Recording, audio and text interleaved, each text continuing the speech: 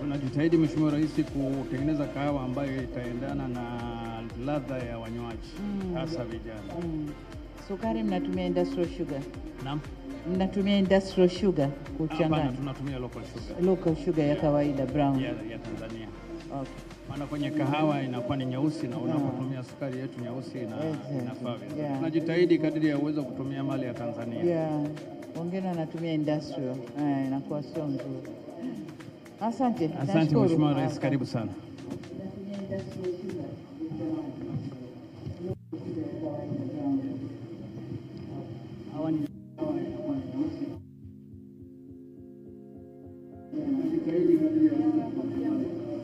Asante. Mheshimiwa Rais, hawa ni Yara. Moja ya kampuni kubwa ya mbolea iliyoko nchini, na mara nyingi wamekuwa ni moja ya kampuni ambazo zimekuwa very innovative. Wanatumia sana data tunazozikusanya za afya ya udongo kuweza kuzalisha mbolea ambazo ni specific kwa ajili ya crop na bidhaa iliyopo. Kwa hiyo naomba nimkaribishe CEO wao waweze kusema kidogo. Karibu sana Mheshimiwa. Kama vile Mheshimiwa Basha amesema, tunatumia we measure the soil type, then we are able to come up with the crop specific. This is specifically and also have a value chain.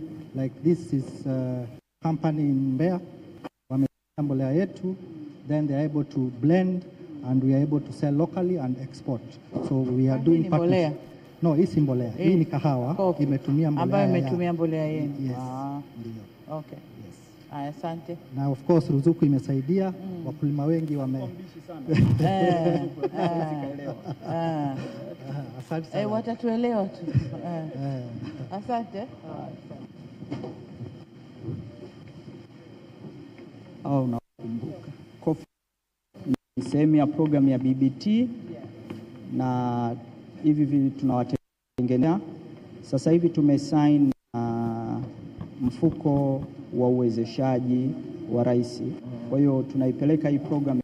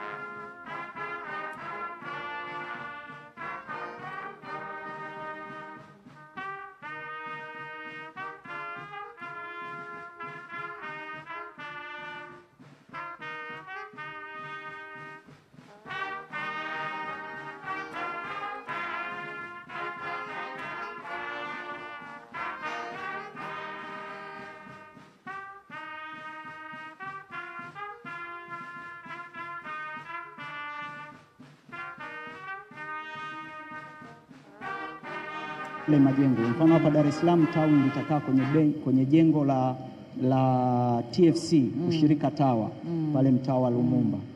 Tawi la Moshi ilikuwa ni tawi la Kilimanjaro Cooperative Bank. Kwa hiyo lile tumeligeuza kuwa tawi. Tandaimba kulikuwa kuna Tandaimba Cooperative Bank. Na Mtwara watatumia jengo la bodi ya Mamku, chama kikuu cha ushirika cha Mamku. Kwa hiyo kama ulivyotuelekeza kwamba vyama vya ushirika viweze, na mtaji wao utakuwa 51 billion na 51% ya share itakuwa owned na cooperative. Haitakuwa diluted hata siku moja. 49% tutaipeleka kwenye soko la hisa ili Watanzania wengine nao waweze kununua. Kitu kimoja ambacho tulifanya maamuzi, Mheshimiwa Rais, ni kwamba kwa kuwa commercial banks zimekuwa bado zikichaji higher rate of interest. Kwa hiyo wanunuzi wote wa tumbaku, korosho, pamba, mazao yote makubwa hatopata leseni ya kununua zao unless ana akaunti za clearance kwenye cooperative bank. Okay. Sasa hii itatusaidia sisi kuzifanya hizi benki za commercial bank kukaa na sisi mezani. Ndio. Huyu bwana ndio aliye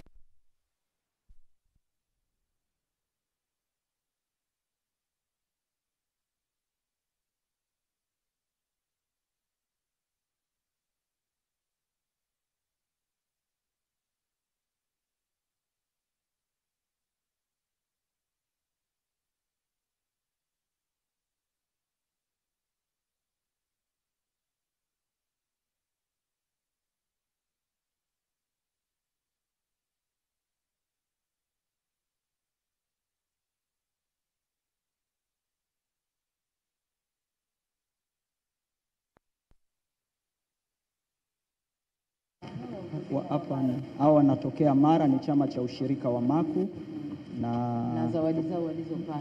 Yes.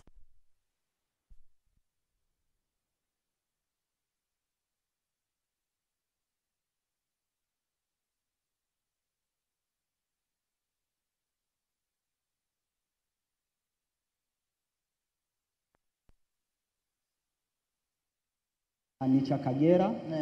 Hapa kuna vyama viwili na KDCU wako hapa.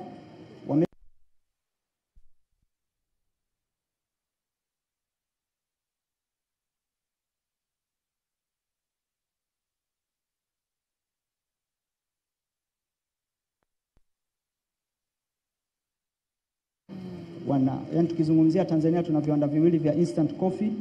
Kimoja ni cha ushirika ambacho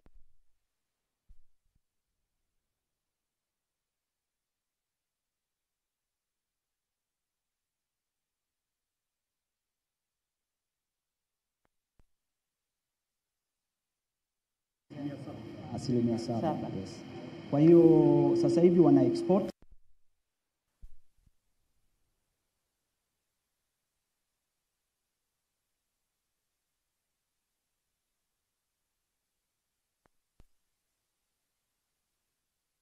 mkulima anapeleka na wenyewe wanashiriki madani.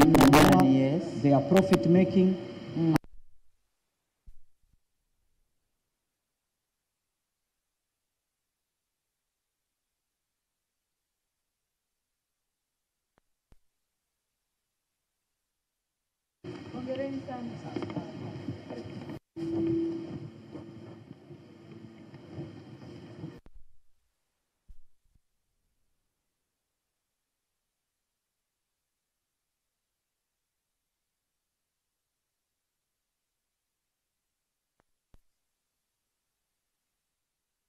Mwasa amekuwa mkuu wa mkoa wa kwanza kuweza kubai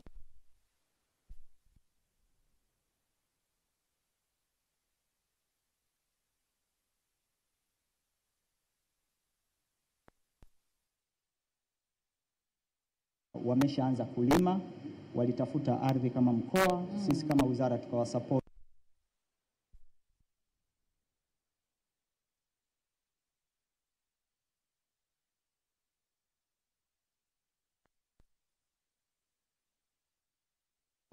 Na wako shambani. Lakini vile vile miaka mitatu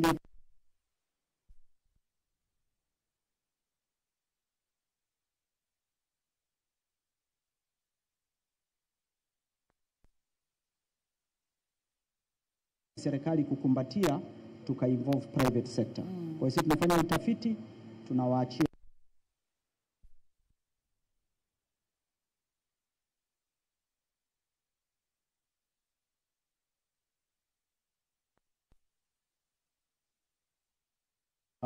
tusione, lakini ndio wazalishaji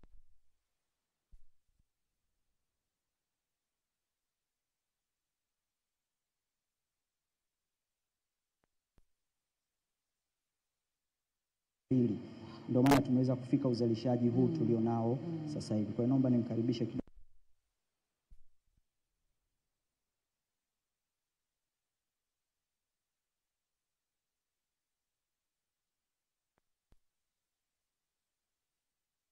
Mbili kila mwaka kwa kuweka block farms za eka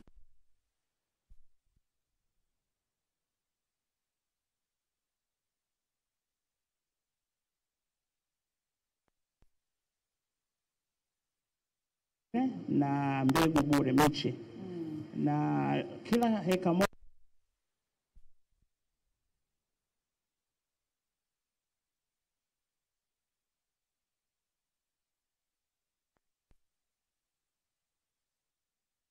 tunaweka pilipili manga pia. Ndio, na kwa sasa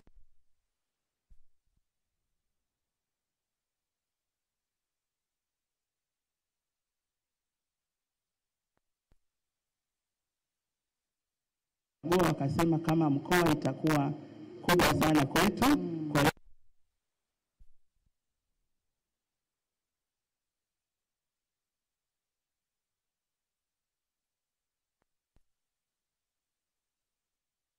mpango rasmi, kwa hiyo itaanza kuwezeshwa kikamilifu.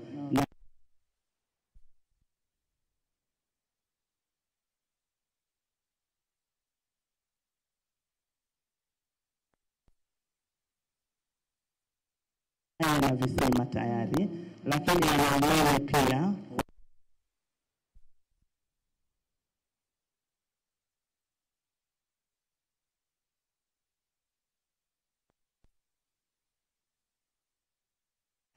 tunaomba Mungu na mwaka huu vile vile.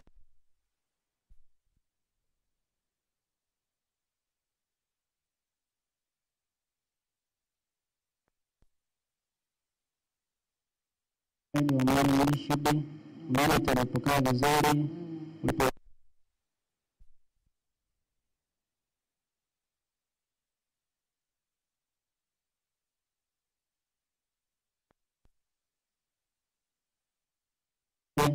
kila kitu tulipewa.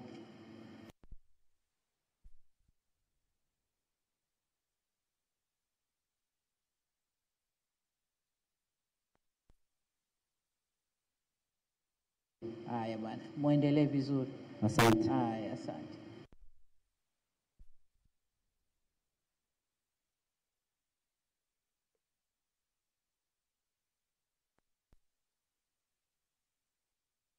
Na ekari moja tulipewa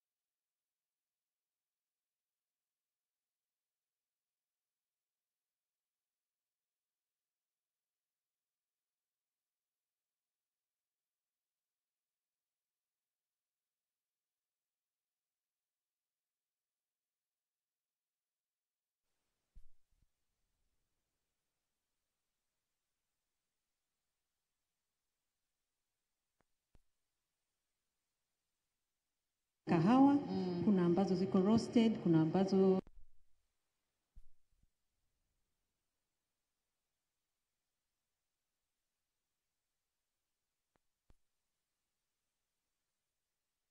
kuzalisha kutengeneza kahawa.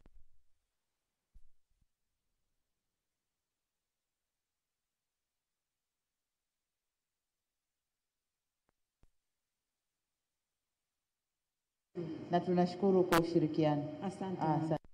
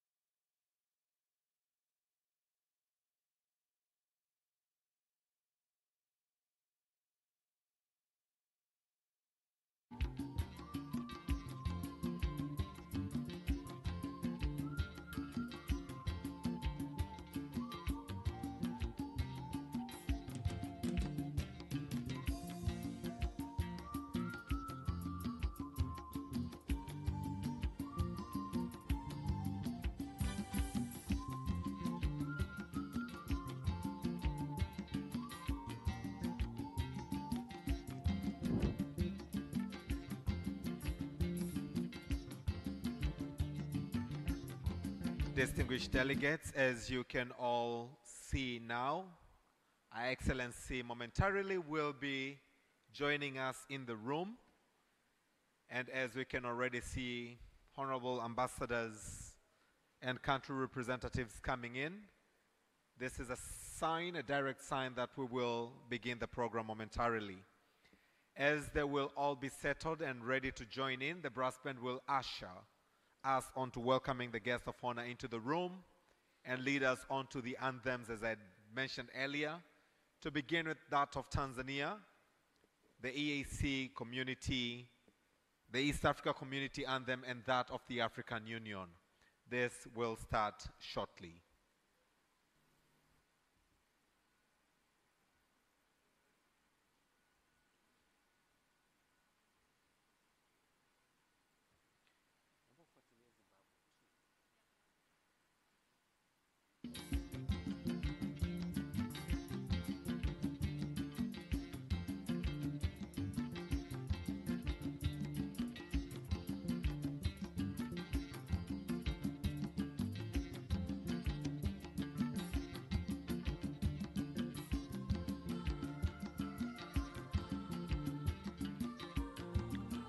May I also request that we have our mobile phones on silence or on vibration?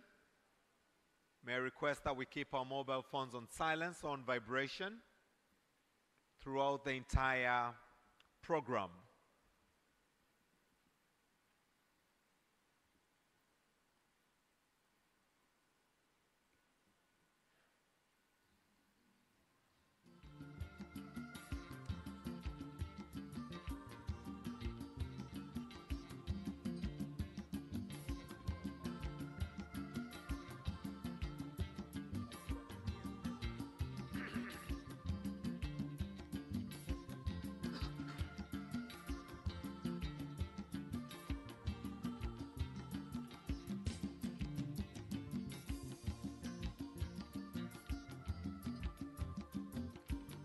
I still have a couple of us standing on the aisles. May I request that we take our seats?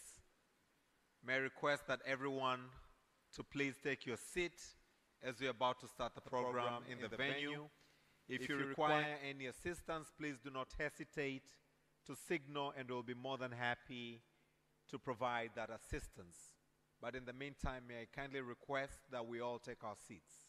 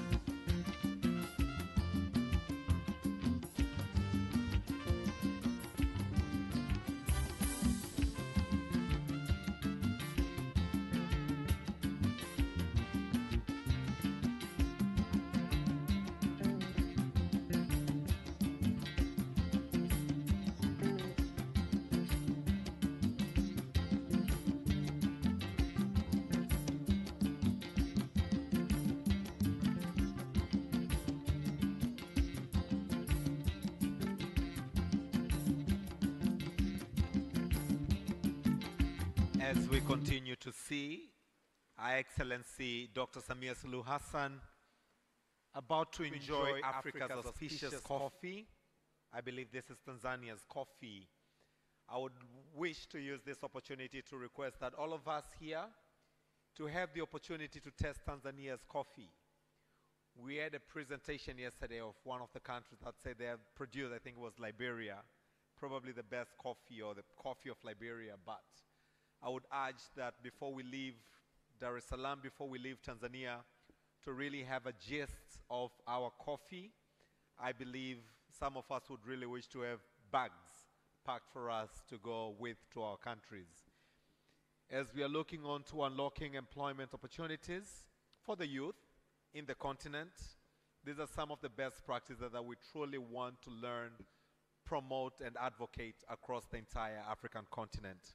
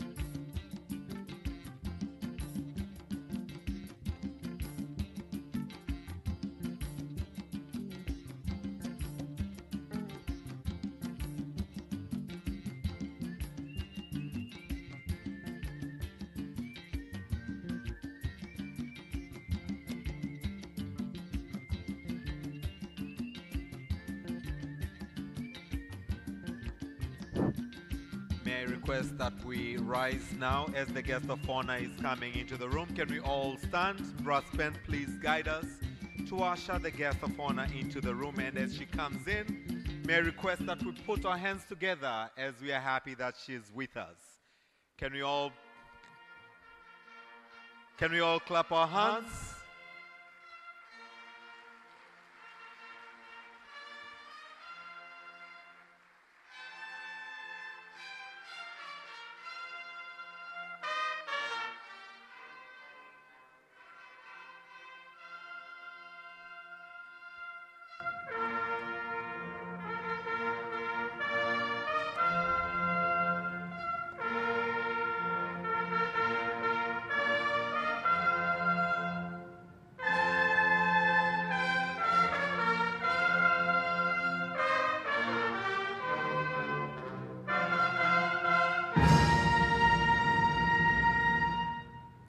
Madam President, please be seated.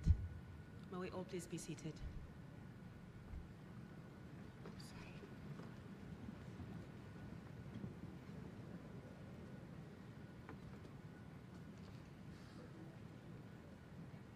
Right, now brass band, may we please proceed now with the national anthem, and please, may we please rise again. So we will start with the national anthem and then proceed to the EAC anthem and then the African Union anthem.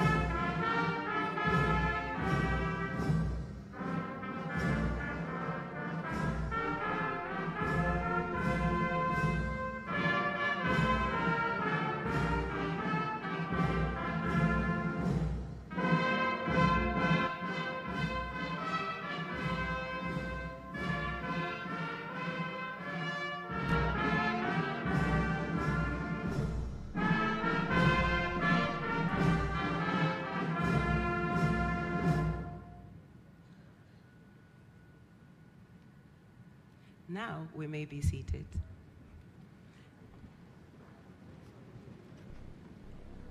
I would now like to welcome the religious leaders who are going to do our opening prayers for today, Prophet Samson and Share from Mufti's office.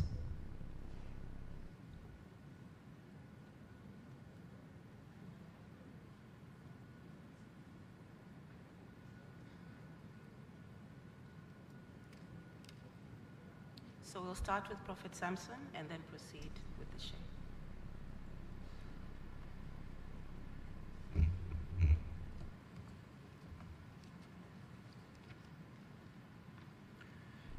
Mheshimiwa Dr. Samia Suluhu Hassan, Rais wa Jamhuri ya Muungano wa Tanzania na Amiri Jeshi Mkuu, waheshimiwa wawakilishi wote kutoka nchi zote wanaoshiriki katika mkutano huu, Mheshimiwa waziri wote kutoka nchi zote za Afrika wanazoshiriki katika mkutano huu, Mheshimiwa Dr. Tulia Ackson, mbunge, Spika wa Jamhuri ya Muungano wa Tanzania na Rais wa Muungano wa mabunge yote duniani IPU, waheshimiwa wabunge, Mheshimiwa Waziri Mstaafu Kayanda Pinda, ndugu washiriki wote ndani ya Tanzania na nje ya Tanzania, ninawasalimu katika jina la Yesu Kristo. Amani ya Bwana wetu iwe pamoja nanyi. Waheshimiwa Rais na mgeni rasmi wa mkutano huu, kwanza kabisa nichukue nafasi hii kujitambulisha. Mimi naitwa Prophet Samuel Samson Loringa, mwangalizi wa kanisa la Omega, na viongozi wote, Mungu awabariki sana. Naomba kwa pamoja tuweze kuomba. Baba, katika jina la Yesu Kristo wa Nazareti mwanangu hai, Bwana Yesu, tunakushukuru kwa ajili ya mkutano huu mkuu ambao Mungu umeichagua nchi Tanzania na umeipa fursa nyingine nchi yetu ya amani, ambayo Mungu umetupa neema hii. Tumeona mikutano mingi ikifanyika chini ya uongozi wa rais wetu wa Jamhuri ya Muungano wa Tanzania, Daktari Samia Suluhu Hassan, na hii ni kwa sababu ya ile amani na tunu ya amani uliyotupa katika taifa hili. Mungu, tunakusihi, endelea kuitunza amani na tunu ya taifa hili kama ambavyo umekuwa ukiitunza. Mungu, tunauleta mkutano huu ambao Mungu umetusaidia kama uchumi wa Mwafrika kwa habari ya kilimo. Mungu, tunajua sekta hii ya kilimo haijaanzia kwetu, bali wewe tangu mwanzo ulipoumba ulianza kumkabidhi mwanadamu wa kwanza bustani ya Eden ailime na kuitunza. Lakini zaidi ya yote Bwana Yesu, tunajua tuko katika mkutano huu wa kilimo, lakini naomba kama ambavyo umeipa amani nchi yetu ya Tanzania, nilete pia taifa la Kongo ambalo wenzetu wako katika vita, nikiitakia amani kama mtumishi wako. Mungu, ninakusihi achilia amani zaidi juu ya mataifa yote ya Afrika na viongozi wao ambao Mungu wanapitia changamoto za kukosa amani kama sisi ambavyo umetupa amani katika taifa letu. Baba, ninajua ya kuwa wewe unanisikia na kuheshimu maneno yale ninayotamka kinywani mwangu. Mungu, nakusihi ukayatazame maneno yangu, ukaendelee kuiweka Afrika katika amani, upendo, mshikamano, umoja, na hasa katika sekta hii ya kilimo. Mungu wangu na baba yangu, achilia hekima, maarifa na uchaji wa Mungu juu ya viongozi wote wa Afrika ili waweze kutuongoza vizuri. Lakini zaidi ya yote Mungu, ninakusihi, angalia taifa letu la Tanzania tukiwa katika mwaka huu wa 2025, ni mwaka wa uchaguzi.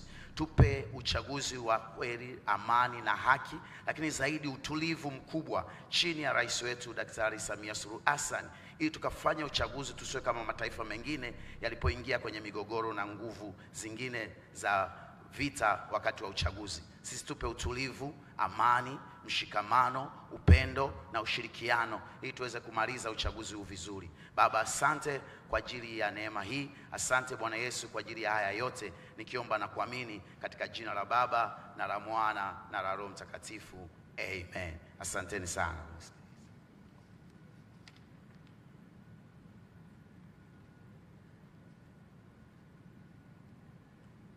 Bismillahirrahmanirrahim.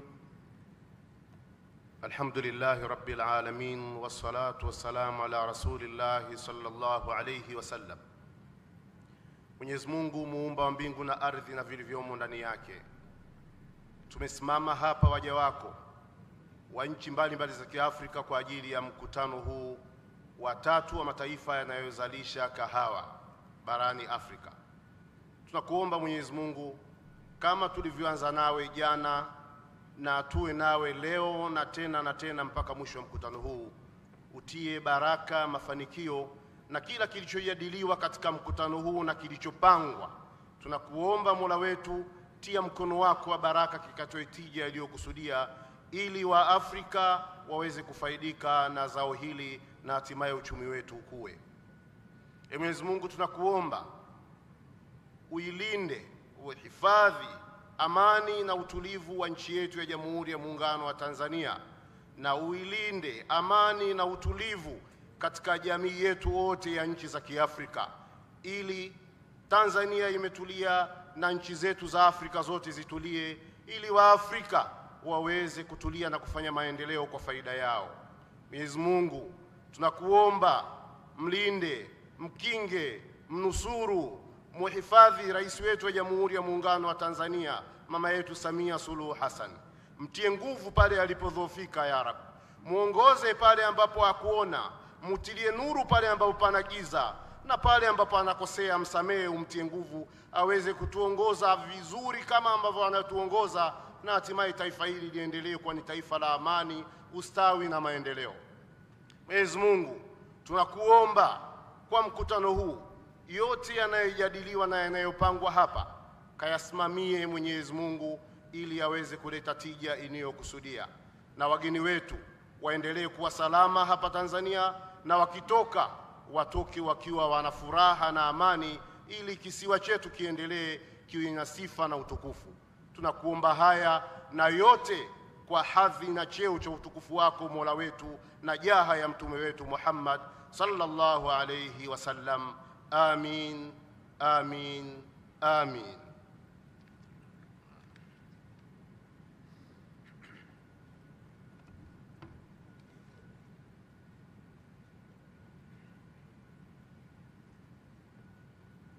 May I request that we put our hands together for religious leaders.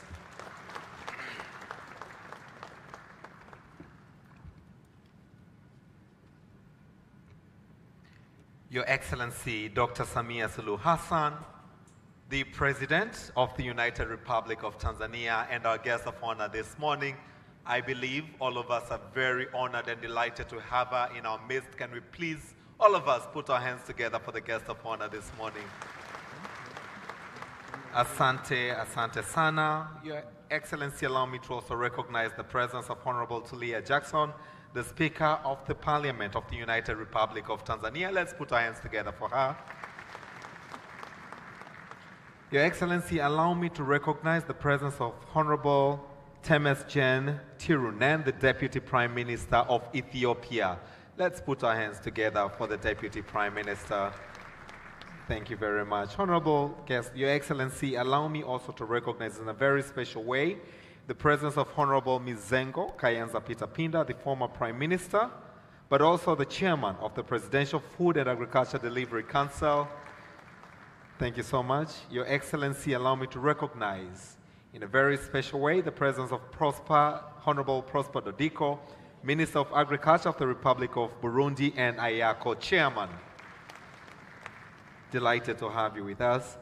Your Excellency, allow me to also recognize the presence of Ambassador Rebecca Amoge Otengo, a member of the Permanent Representatives Committee at the African Union and the coordinator of Specialized Technical Committee of Agriculture, which is chaired by the Ministry of Agriculture of Uganda. Your Excellency, allow me in a very special way to recognize our very own Honorable Hussein Mohamed Bashe, the Minister of Agriculture of the United Republic of Tanzania, who is also our host on this summit.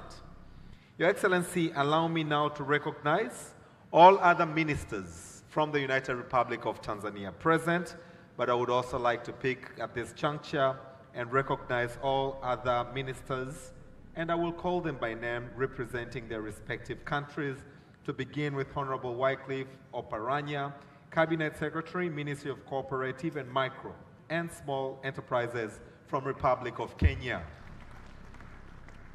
Your Excellency, allow me to recognize the presence of Honorable Dr. J. Alexander Nuta, Minister of Agriculture from the Republic of Liberia.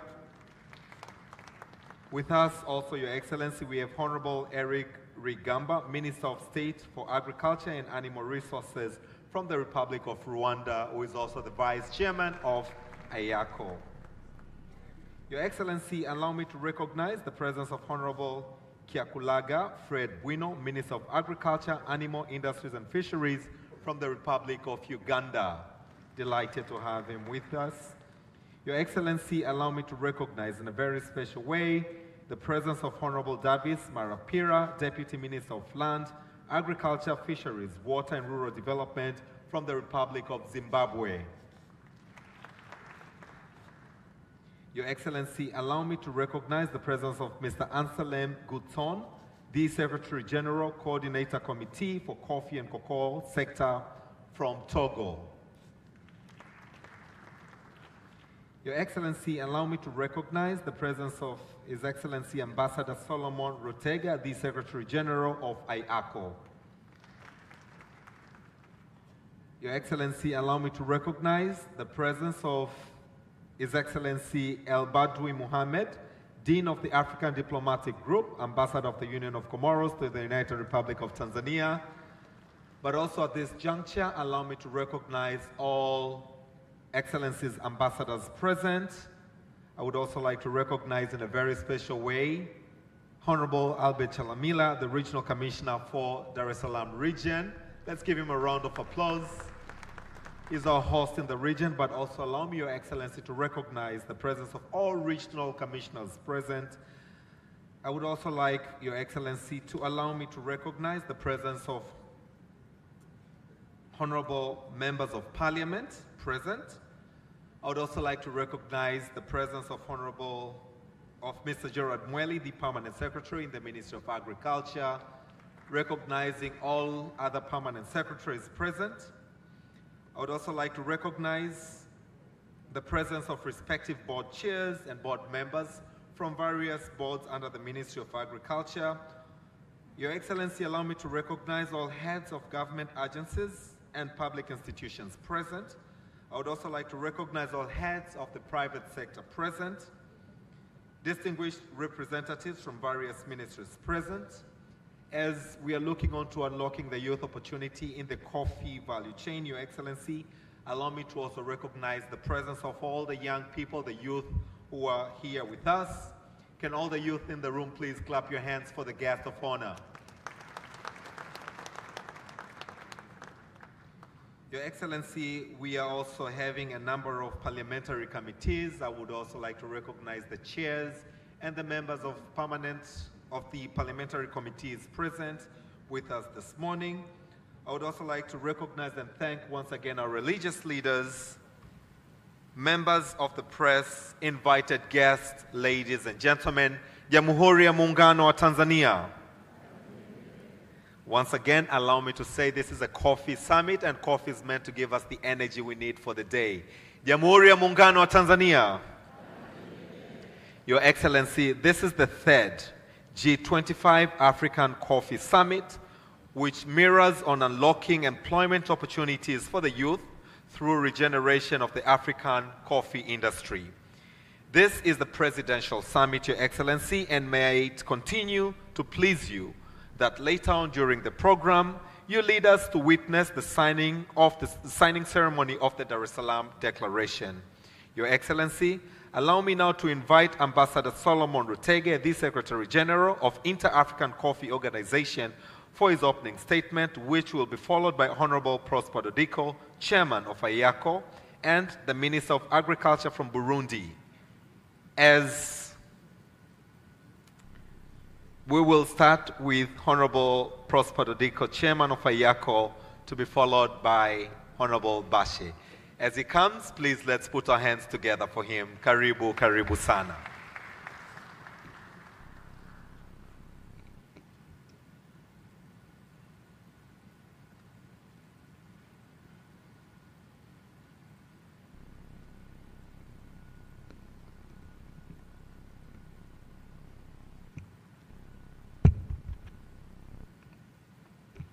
Thank you very much for this opportunity, but I apologize because I want to deliver my speech in French.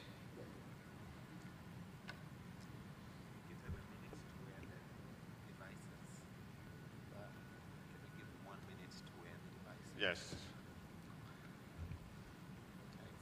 We can take 1 minute to take the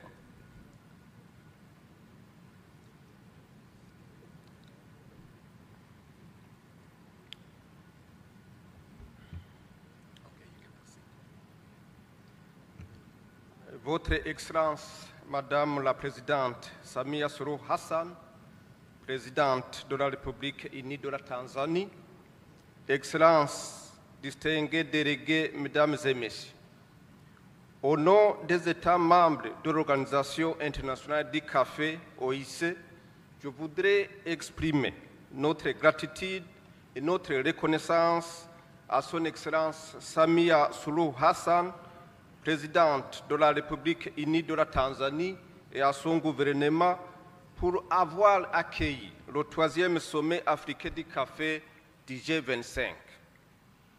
Je voudrais également exprimer ma reconnaissance et le remerciement aux dignitaires, aux responsables gouvernementaux et aux délégués qui ont pris le temps de participer à ce sommet très important pour le secteur café en Afrique.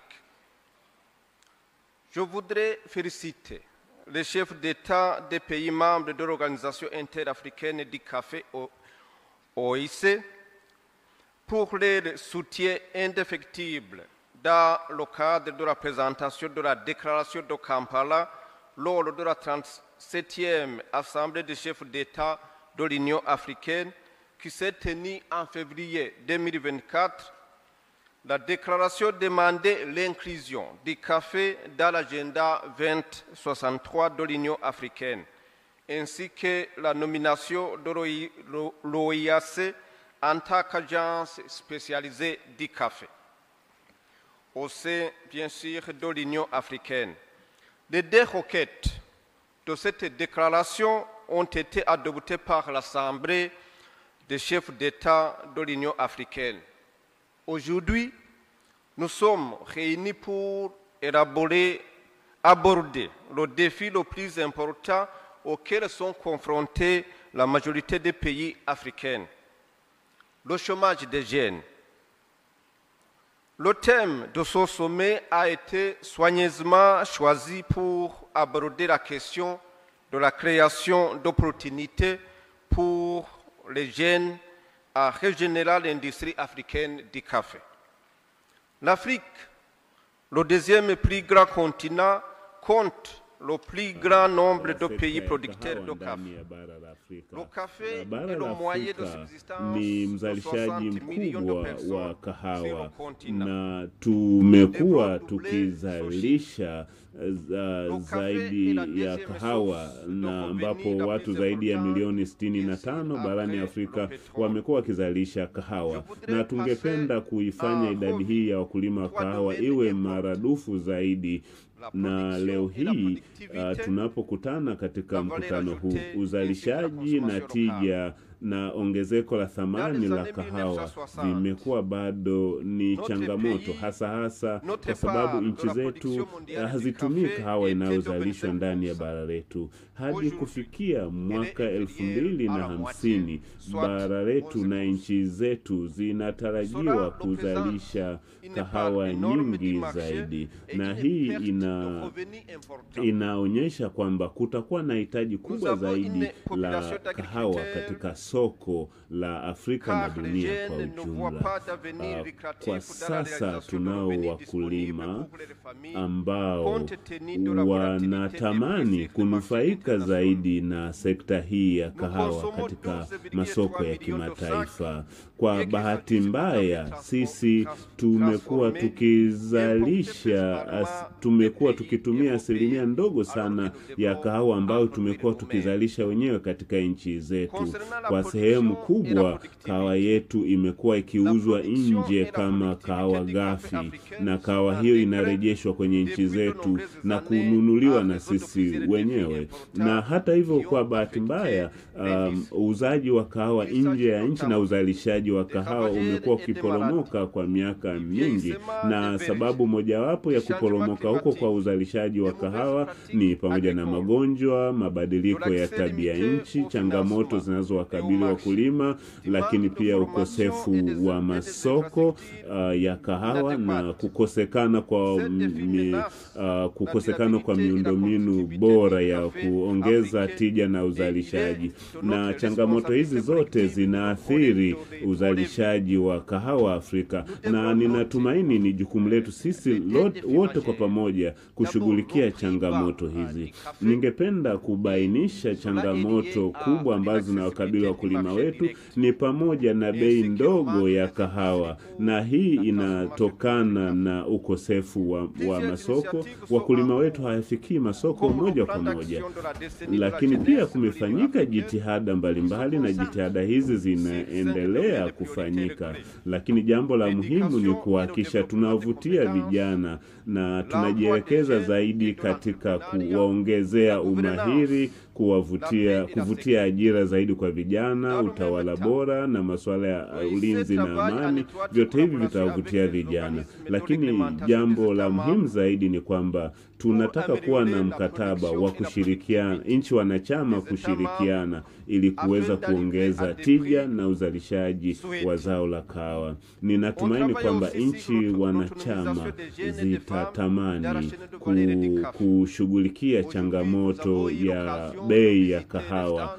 lakini pia kuboresha mnyororo mzima wa uzalishaji wa kahawa, na hili ni kutokana na jitihada muhimu zinazofanyika kwenye sekta hii. Tukiyafanya yote haya, tutahimizana sisi kwa pamoja kushughulikia changamoto hizi, lakini ni jambo la muhimu zaidi kujielekeza katika kunufaika na fursa zilizopo katika sekta hii, ni pamoja na kutengeneza ajira, lakini pia kujumuisha watu wengi zaidi kwenye mnyororo huu na sekta hii. Kuhusiana na kuongeza thamani ya kahawa, sisi Afrika tumekuwa tukiuza kiasi kikubwa cha kahawa ghafi nje ya nchi zetu, na tumekuwa tukiuza kahawa nyingi pasipo kuziongezea thamani. Kwa mfano, tulichonacho kwa sasa, tulichoweza kubaini ni kwamba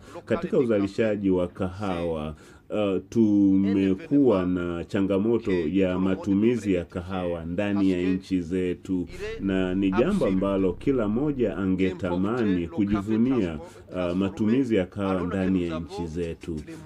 Badala ya kuuza zaidi kahawa nje, ingependeza kama tungeweza kununua kahawa sisi wenyewe ndani ya nchi zetu za Afrika. Tunahitaji kuwekeza katika miundombinu ambayo itaongeza thamani ya kahawa, kama vile ufungashaji wa kahawa.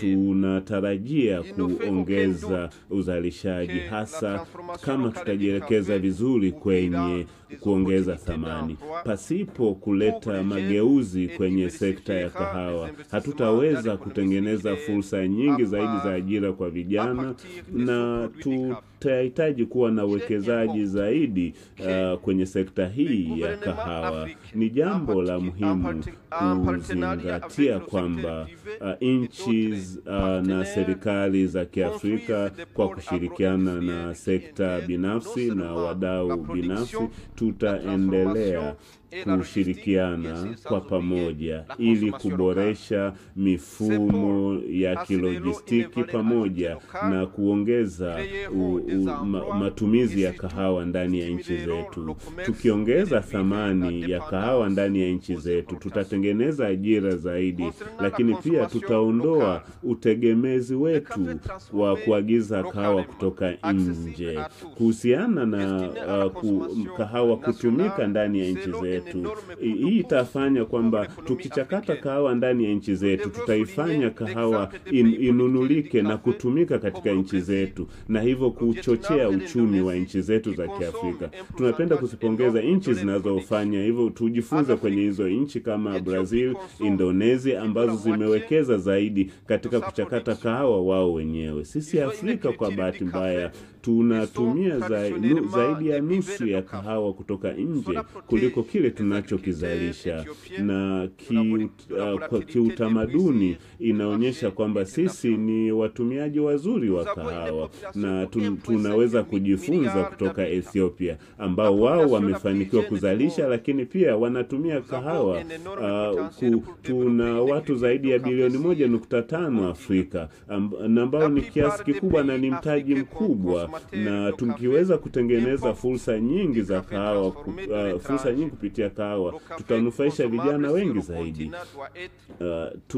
Tusiagize sana kahawa kutoka nje, badala yake tuongeze thamani ya kahawa hiyo sisi wenyewe ndani ya bara la Afrika. Tunashukuru kwa uwepo wa mkataba wa eneo huru la biashara Afrika. Ninatumaini kwa kupitia AfCFTA tutaweza kuwalazimisha nchi za Kiafrika zinunue kahawa kutoka nchi jirani za Kiafrika badala ya kuagiza kutoka nje, na hili ni jambo la muhimu, na nadhani ni la lazima kwa nchi za Kiafrika kutumia kahawa inayozalishwa na nchi jirani ndani ya bara letu la Afrika. Lakini pia ningependa kusisitiza kwamba mkutano huu ni muhimu sana kwa sekta au kwa tasnia ya kahawa, ambapo tunajadili namna sekta hii inaweza kutengeneza ajira zaidi na kuwanufaisha vijana na wanawake wa Afrika. Tukio hili au mkutano huu ni muhimu zaidi katika kushughulikia changamoto zinazokabili sekta ya kahawa ndani ya bara letu la Afrika. Mkutano huu utatuwezesha kupata suluhisho za kudumu, na kila mmoja wetu aliyemo katika ukumbi huu ana mchango mkubwa wa kuchangia kukuza sekta hii. Na takieni majadiliano mema. Asante sana. Can we please extend another warm round of applause? Naomba tumpigie makofi to Honorable Prosper Dodiko, Chairman of AYACO, and the Minister of Agriculture from Burundi. Your Excellency, this being the third G25 African Coffee Summit, as I mentioned earlier, we are guided by the theme Unlocking Employment Opportunities for the Youth through Regeneration of the African Coffee Industry. Allow me now, without further ado, Your Excellency, to call the countries for the endorsement statement as they are representing the heads of state, to begin with the Republic of Kenya, to be followed by the Republic of Uganda. As Honorable Minister is coming, can we please put our hands together as he comes to the podium? Karibu sana.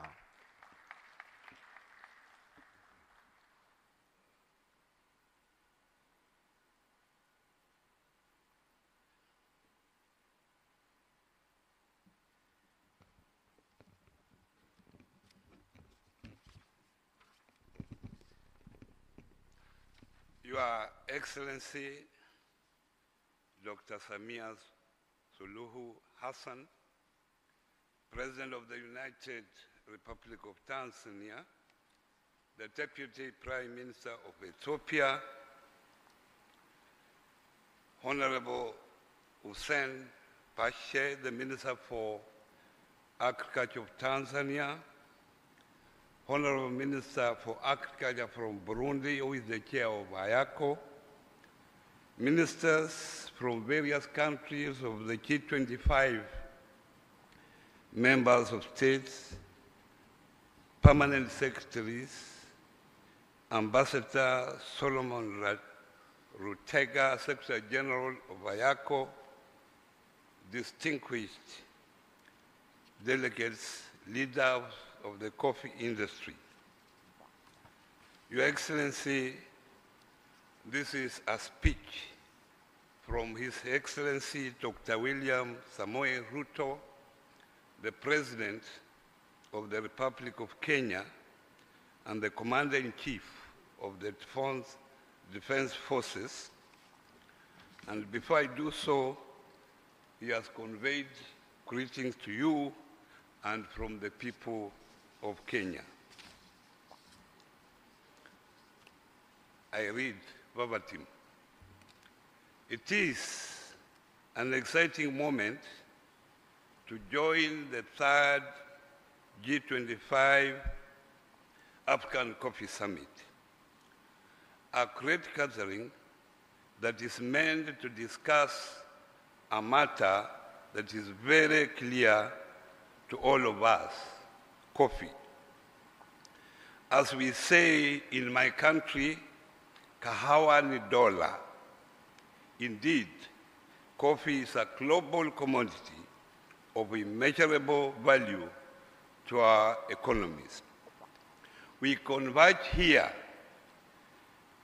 as Africans, coffee-producing nations, to reaffirm our commitment to revitalize this vital subsector by seeking to develop strategies that will create employment opportunities for our youth and regenerate the African coffee industry.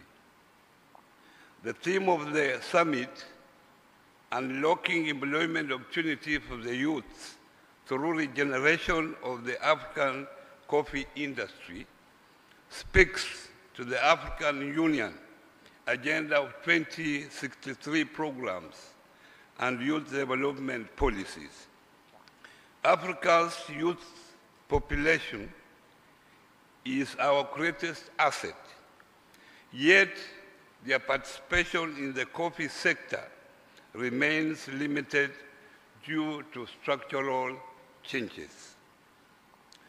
Distinguished guests, ladies and gentlemen, the summit's theme aligns the Kenya bottom-up economic transformation agenda and national policies that we have developed to create innovative, attractive, and sustainable employment opportunities for the youth through the active engagement in the coffee subsector. Today, we take a bold step with a collective declaration that seeks to transform this industry into a hub of job creation, innovation, and prosperity. Africa's coffee industry has long been a cornerstone of our economies, supporting millions of livelihoods. However, despite producing some of the world's finest coffee, Africans account for an average of 11% of the global production and 12% of domestic consumption. We cannot allow this trend to continue. By 2030, we should endeavor to increase our share of global coffee production to 20% and boost domestic consumption to 30%, ensuring that more value is retained within our continent. To achieve this, regeneration of the coffee industry is required through value chain investment and embracing innovation that will revitalize coffee farming, processing, and trade. The commitment we make today will serve as a framework for action.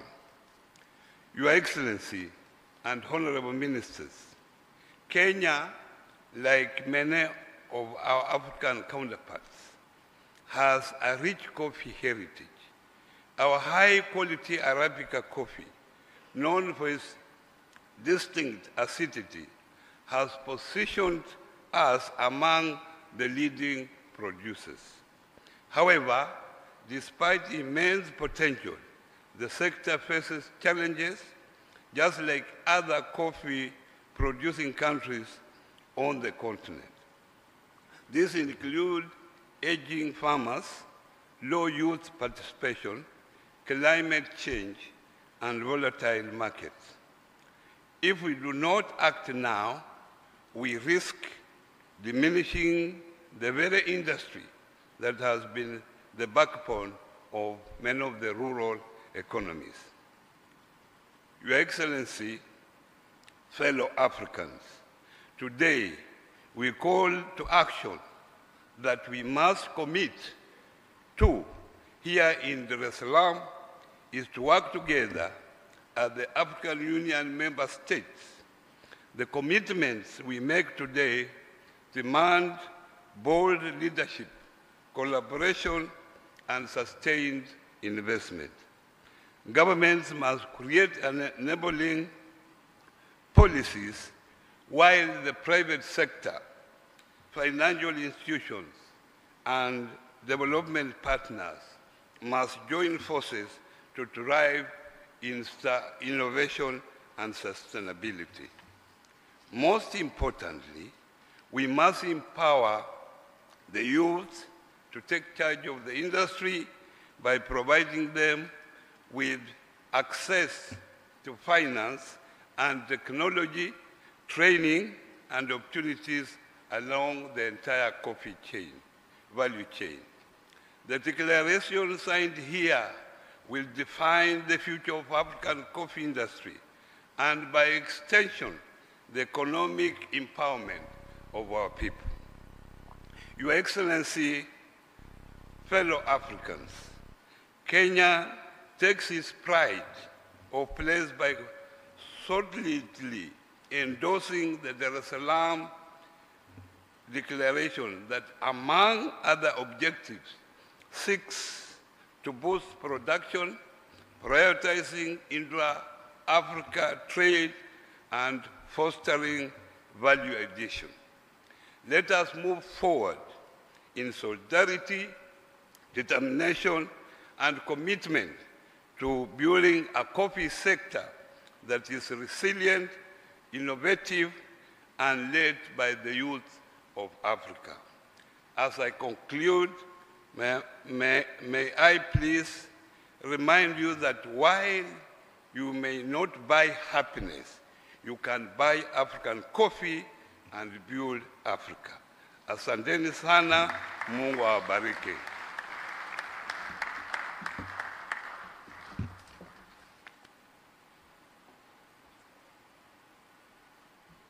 Thank you very much, Honorable Wycliffe A. Oparanya, who is the Cabinet Secretary, Ministry of Cooperatives and Micro, Small, and Medium Enterprises from the United Republic of Kenya. Asante sana. And now, Your Excellency, allow me to welcome Honorable Kyakulaga Fred Bwidu, who is the Minister of Agriculture, Animal Industries and Fisheries from the Republic of Uganda, for his endorsement statement for the Dar es Salaam Declaration.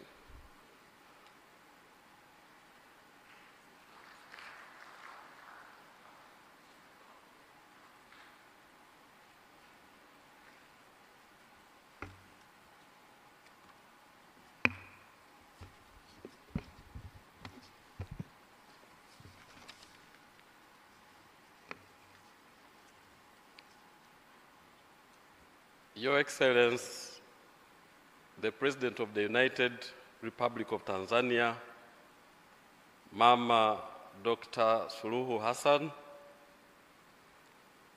the Right Honorable Speaker of the Parliament of the Republic, the United Republic of Tanzania, the Right Honorable Deputy Speaker, Deputy Prime Minister of the Federal Democratic Republic of Ethiopia, the Right Honorable former Prime Minister of the United Republic of Tanzania, Excellencies representing IACO member states, honorable colleagues, the ministers, distinguished participants, ladies and gentlemen. Your Excellency, allow me to present the statement from His Excellency the President of the Republic of Uganda, His Excellency Yoweri Kaguta Museveni, at this auspicious third G25 Coffee Summit verbatim.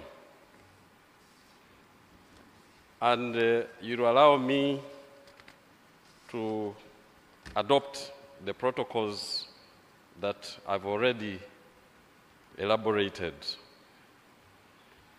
I bring you greetings from the people of Uganda, and particularly the actors in the coffee industry.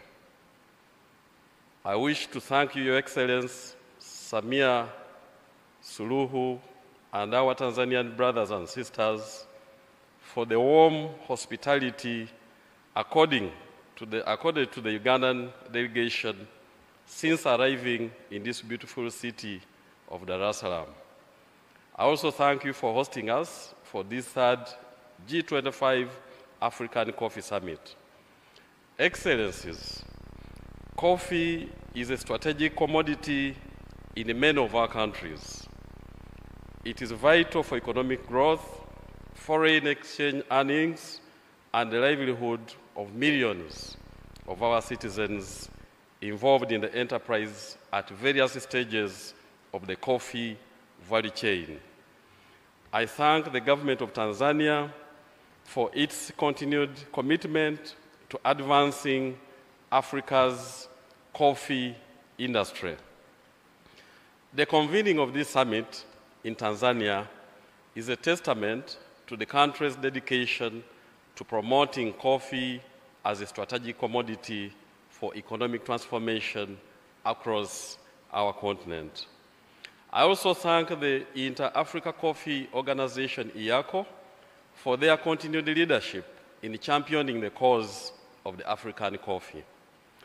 You will recall that in August 2023, Uganda hosted the second G25 Africa Coffee Summit in Kampala. The objective was to garner support from all Africa coffee-producing countries to reach consensus on building an integrated coffee sector. Arising out of the summit, a number of commitments were made through the Kampala Declaration, among which was to have coffee recognized as a strategic commodity of the African Union under Agenda 2063. I'm pleased that as we convene today for the third summit, the commitments from the 2023 summit have since been realized.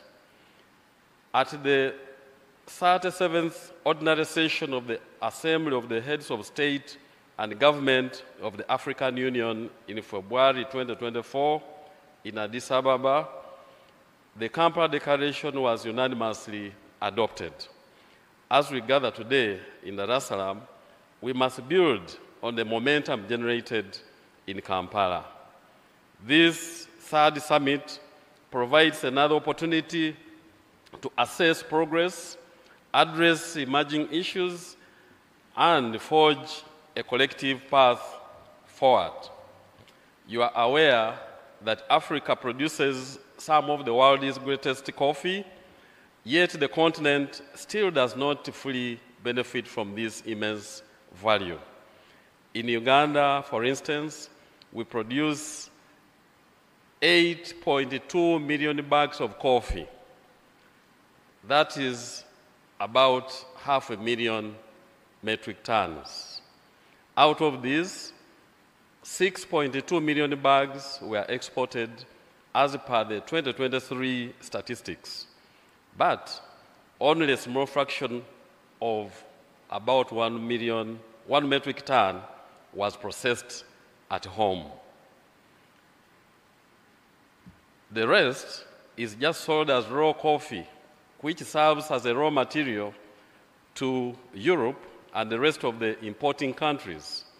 This coffee then comes back to us in different names, selling expensively. We have to change this narrative.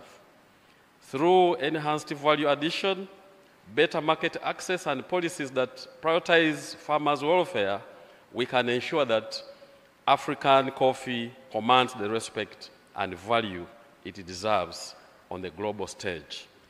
The theme of this summit, unlocking employment opportunities for the youth through regeneration of the African coffee industry, is relevant.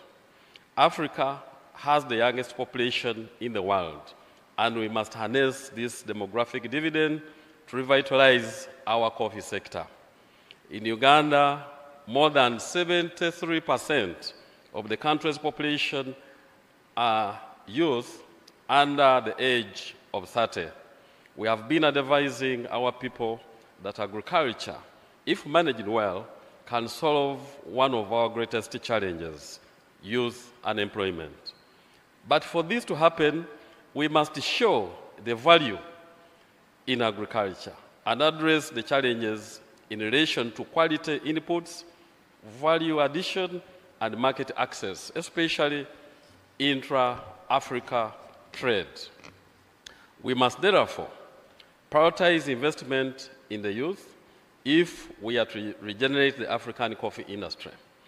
Investing in capacity building of the youth through regional centers of excellence, supporting youth-led ventures to increase domestic consumption, and promoting entrepreneurship through innovative approaches to coffee production, processing, and marketing will boost the coffee industry.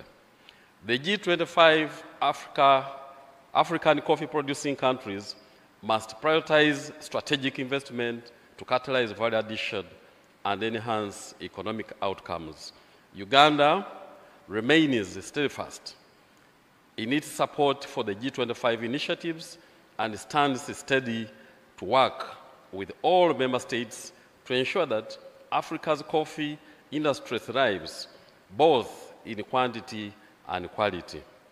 Through this summit, let us drive actionable solutions that will ensure the sustainability of the African coffee industry and unlock its potential for economic growth and youth employment as we position Africa as the leader in the global coffee economy. Finally, I wish to assure you that we remain committed to the aspirations of the G25 Coffee Summit and its mission to elevate the African coffee subsector. I thank you.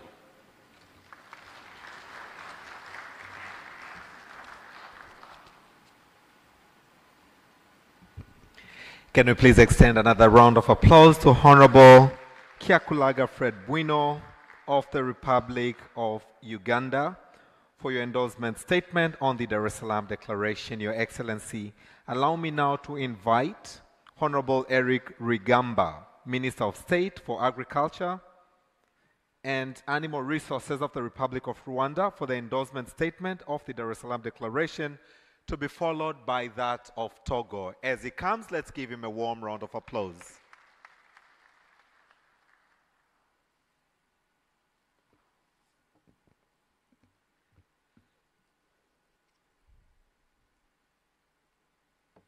Your Excellency, Dr. Samia SULUHU Hassan, President of the United Republic of Tanzania, Excellencies, distinguished delegates, ladies and gentlemen, good morning.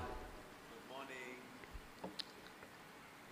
I stand here on behalf of His Excellency, Paul Kagame, the President of the Republic of Uganda.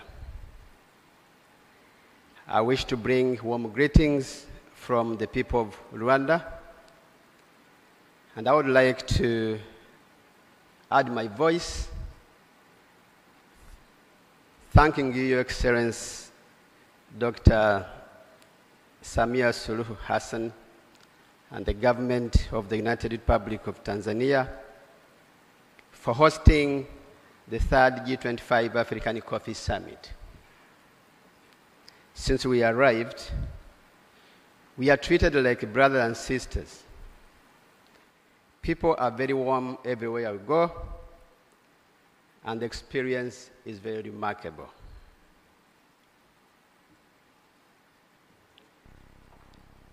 Rwanda is and will fully endorse the Dar es Salaam Declaration on Coffee as a strategic commodity. For us in Rwanda, coffee plays a very critical role in fostering poverty reduction, economic growth, and sustainable development in Rwanda, and we believe in Africa. Coffee production in Rwanda supports hundreds of thousands of families directly and indirectly. The sector forms a very crucial component of Rwanda's export strategy. It's a major source of employment. It plays a very critical role in terms of job creation. And so the sector is very critical. We want to acknowledge the strategic value of this sector. And as a country, we remain committed and we aim to strengthen various policies, strategies, programs that we encourage all of us to try to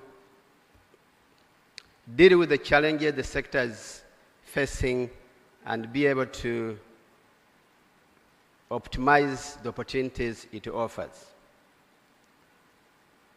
As the government of Rwanda, we want to reiterate our commitment to do all it takes to encourage more investments in the sector, promote research and innovation. We want to put all efforts to increase production and productivity and value to the actors in the sector. We want to work with everyone to increase market access for our smallholder farmers, as well as making all efforts to ensure better coordination among all stakeholders in the coffee value chain in Rwanda, in the region, and the continent. Your Excellency, this summit and the declaration that will be signed later on represents our voice. We are ready to join all other African countries producing coffee for shared vision towards coffee industry that we hope and believe that will be beneficial to all sectors and all actors. I thank you for your kind attention.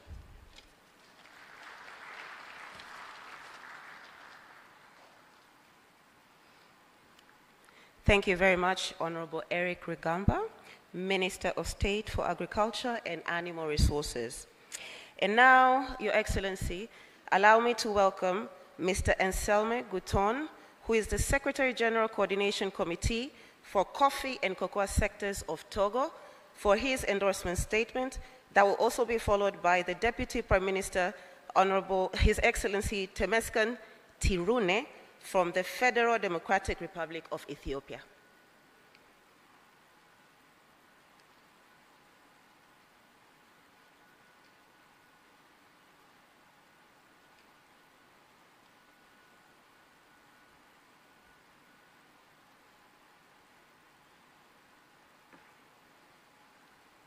I want to talk in French. In French. Yes. You can just speak.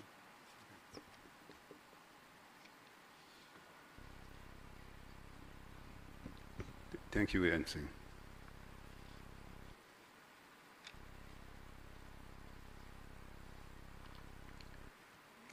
In French, please.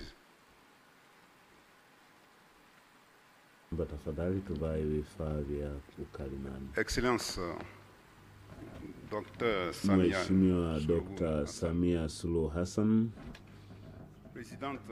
Rais wa Jamhuri ya Muungano wa Tanzania, waheshimiwa mawaziri na wakuu wa ujumbe wa kutoka nchi za Afrika, waheshimiwa wajumbe na waheshimiwa mawaziri na viongozi wa serikali ya Jamhuri ya Muungano wa Tanzania, waheshimiwa mabalozi na wawakilishi wa jumuiya za kimataifa, Mheshimiwa katibu mkuu wa AICO,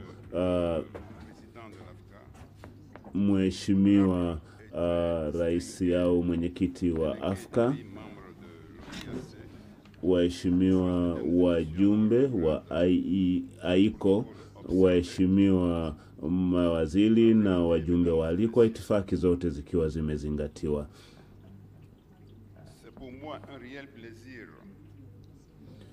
Ni heshima na taadhima kubwa sana kupewa nafasi hii ya kuzungumza katika mkutano huu muhimu kwa niaba ya nchi yangu ya Togo, lakini pia kwa niaba ya Mheshimiwa Rais Yasimbe, rais wa Jamhuri ya Togo, ambaye amenituma kuja kutoa maoni au tamko kuhusiana na azimio hili na katika mkutano huu mkuu wa masuala ya kahawa Afrika.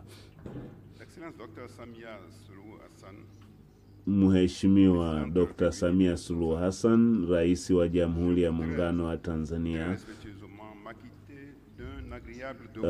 kwa heshima na taadhima zote, ningependa kuchukua fursa hii kuwasilisha salamu za Mheshimiwa rais mwenzako wa Jamhuri ya Togo, lakini pia ningependa kuchukua fursa hii adhimu kushukuru wa Tanzania na serikali ya Tanzania kwa nafasi hii na kwa ukarimu tulioupata tangu tulipowasili katika jiji hili zuri sana la Dar es Salaam.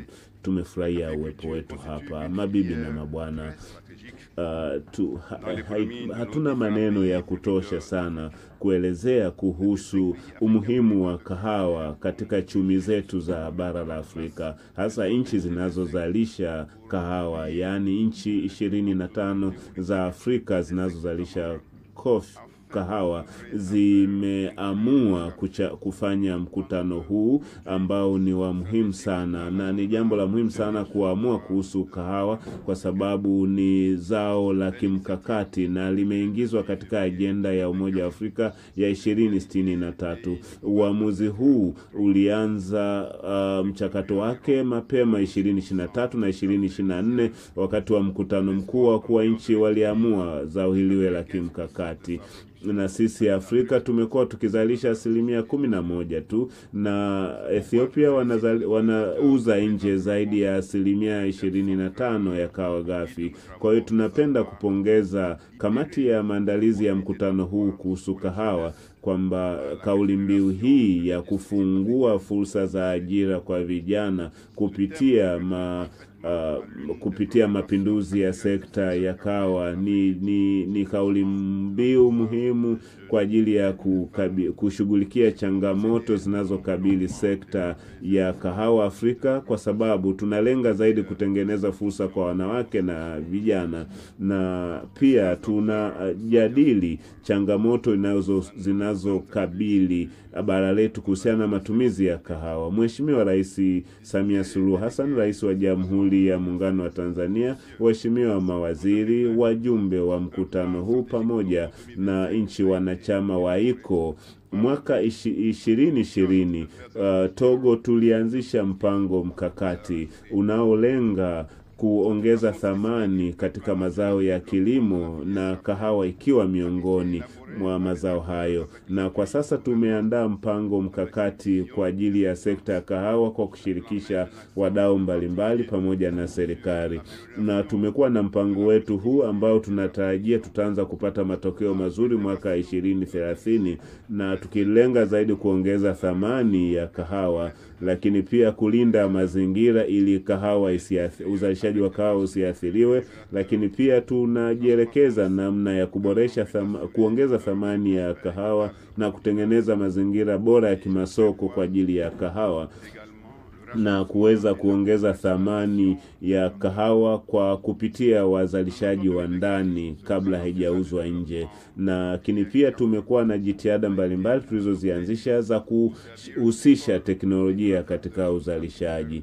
Mwaka 2024 tumeandaa miongozo inayowasimamia wadau wote wa sekta ya kahawa katika nchi yetu ili waweze kusimamia vizuri uzalishaji. Na uchakataji wa kahawa ulianza mwaka 2020 na tumekuwa na viwanda vidogo ambavyo vinachakata kahawa ambayo imeshakaangwa, na tunalenga zaidi kuongeza au kuboresha kwa kiwango kikubwa ubora na matumizi ya kahawa ndani ya nchi yetu.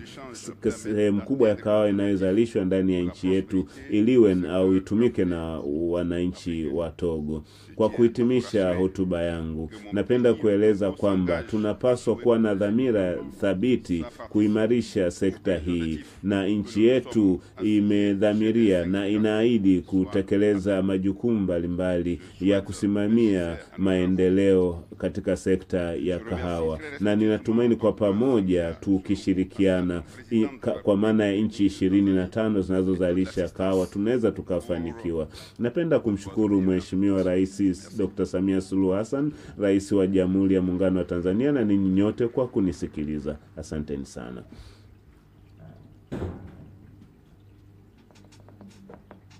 Can we once again give him a warm round of applause? Naomba tumpigie makofi Mr. tafadhali. Mheshimiwa Secretary General and Coordinator Committee for the Coffee and Cocoa sector of Togo. Your Excellency, we are truly honored, very honored to have with us this morning on the 3rd G25 African Coffee Summit 2025 Honorable Temesgen Tirunen, the Deputy Prime Minister of Ethiopia. Kindly allow me now to bring him for the endorsement statement of the Dar es Salaam Declaration, and his statement will be followed by the country video, the statement by the United Republic of Tanzania, and we'll ask you to witness the signing of the Dar es Salaam Declaration, and then Honorable Hussein Bashe will invite you for your speech. But for now, distinguished delegates, ladies and gentlemen, let's put our hands together for the Deputy Prime Minister of Ethiopia as he comes for his endorsement statement. Karibu sana.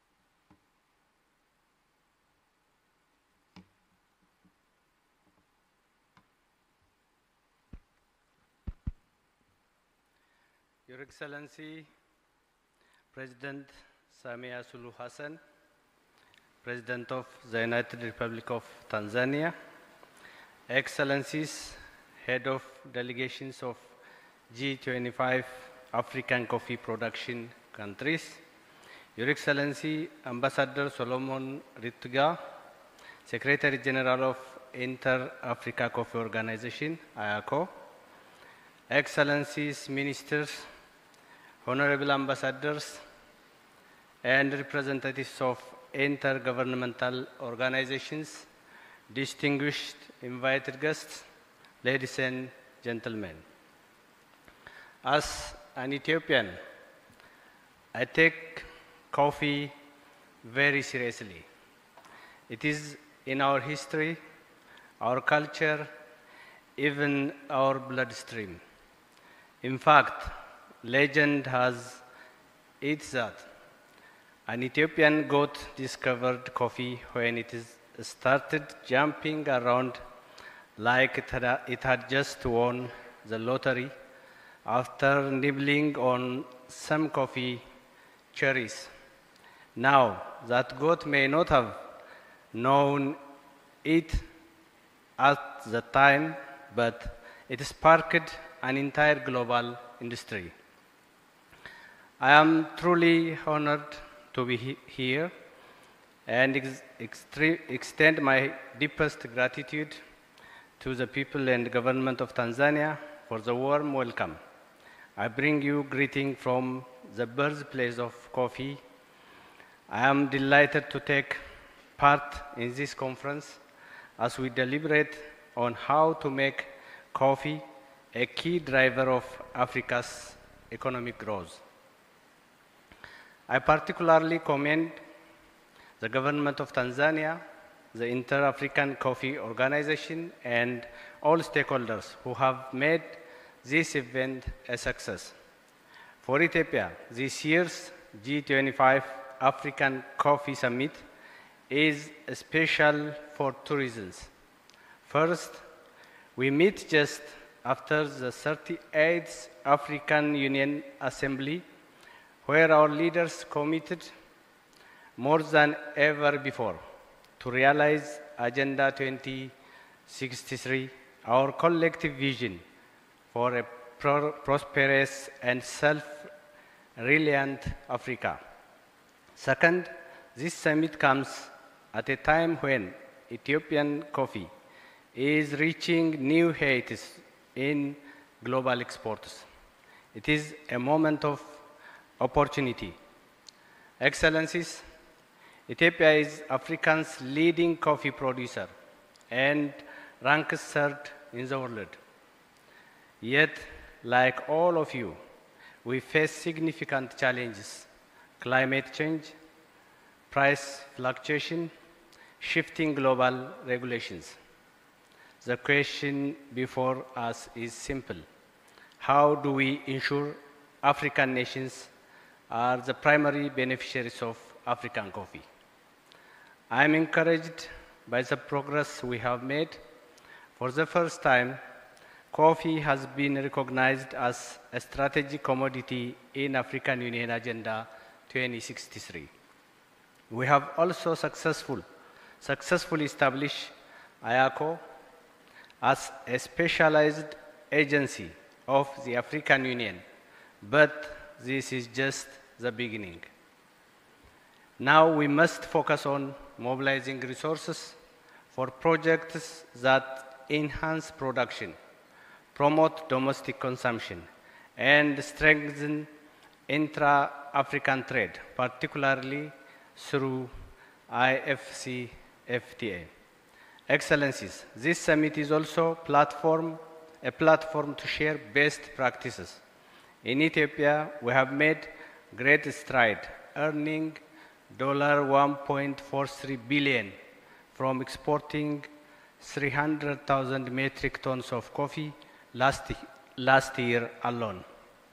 Let me highlight a few lessons from our experience. First, policy performance matter. We introduced new regulations that empower farmers and boost national revenue. In the past 5 years, Ethiopia has planted 8.5 billion improved coffee seedlings, a commitment to sustaining production and building a climate-resilient future. Second, sustainability is non-negotiable. We are proud to maintain deforestation-free supply chain and implement sustainable forest management practices. These efforts are not just good for environment. These efforts are not just good for environment.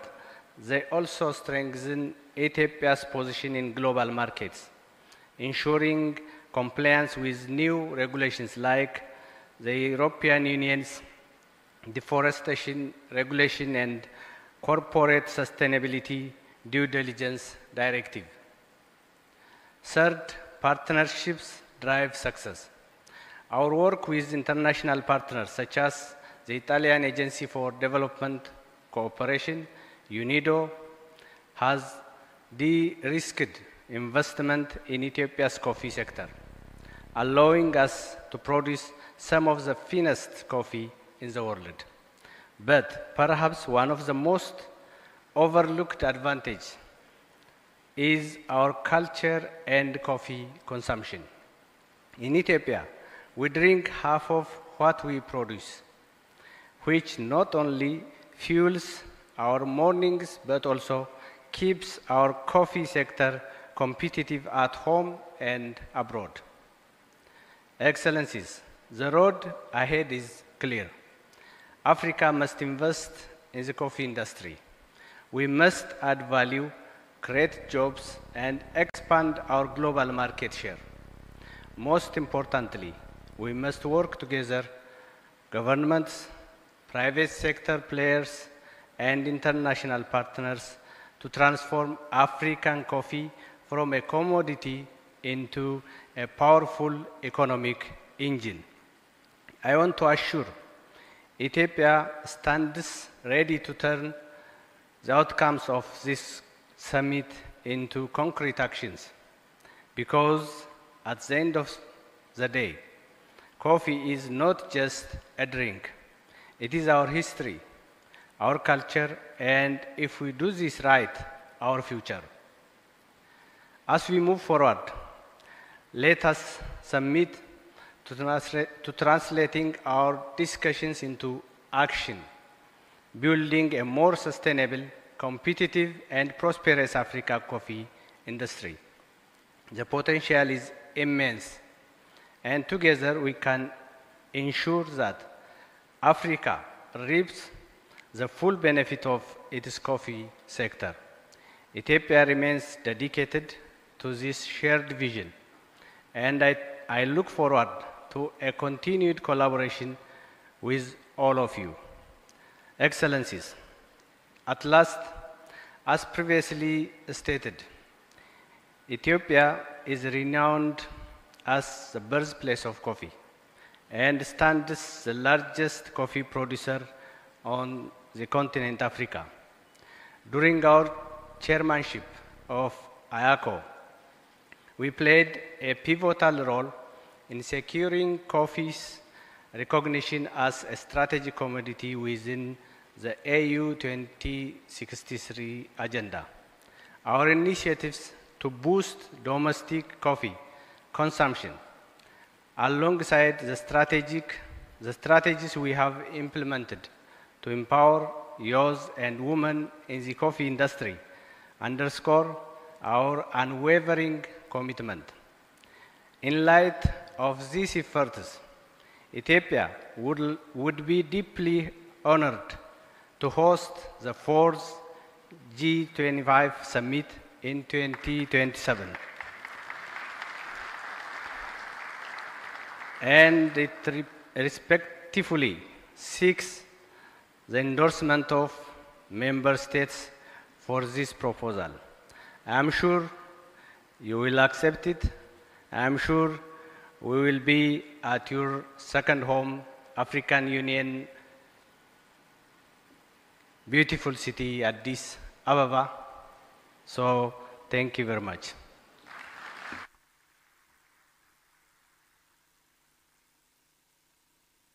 Thank you very much. Thank you very much. Hello? Thank you very much, Deputy Prime Minister, and I do hope that the countries have heard that call and that hopefully we can look forward to the 4th G25 Africa Coffee Summit in Ethiopia next year. And now, Your Excellency, ladies and gentlemen, before we receive the endorsement statement from the Minister of Agriculture, Tanzania, Honorable Hussein Mohamed Bashe, we would love for you to focus on the screen as we play a country video.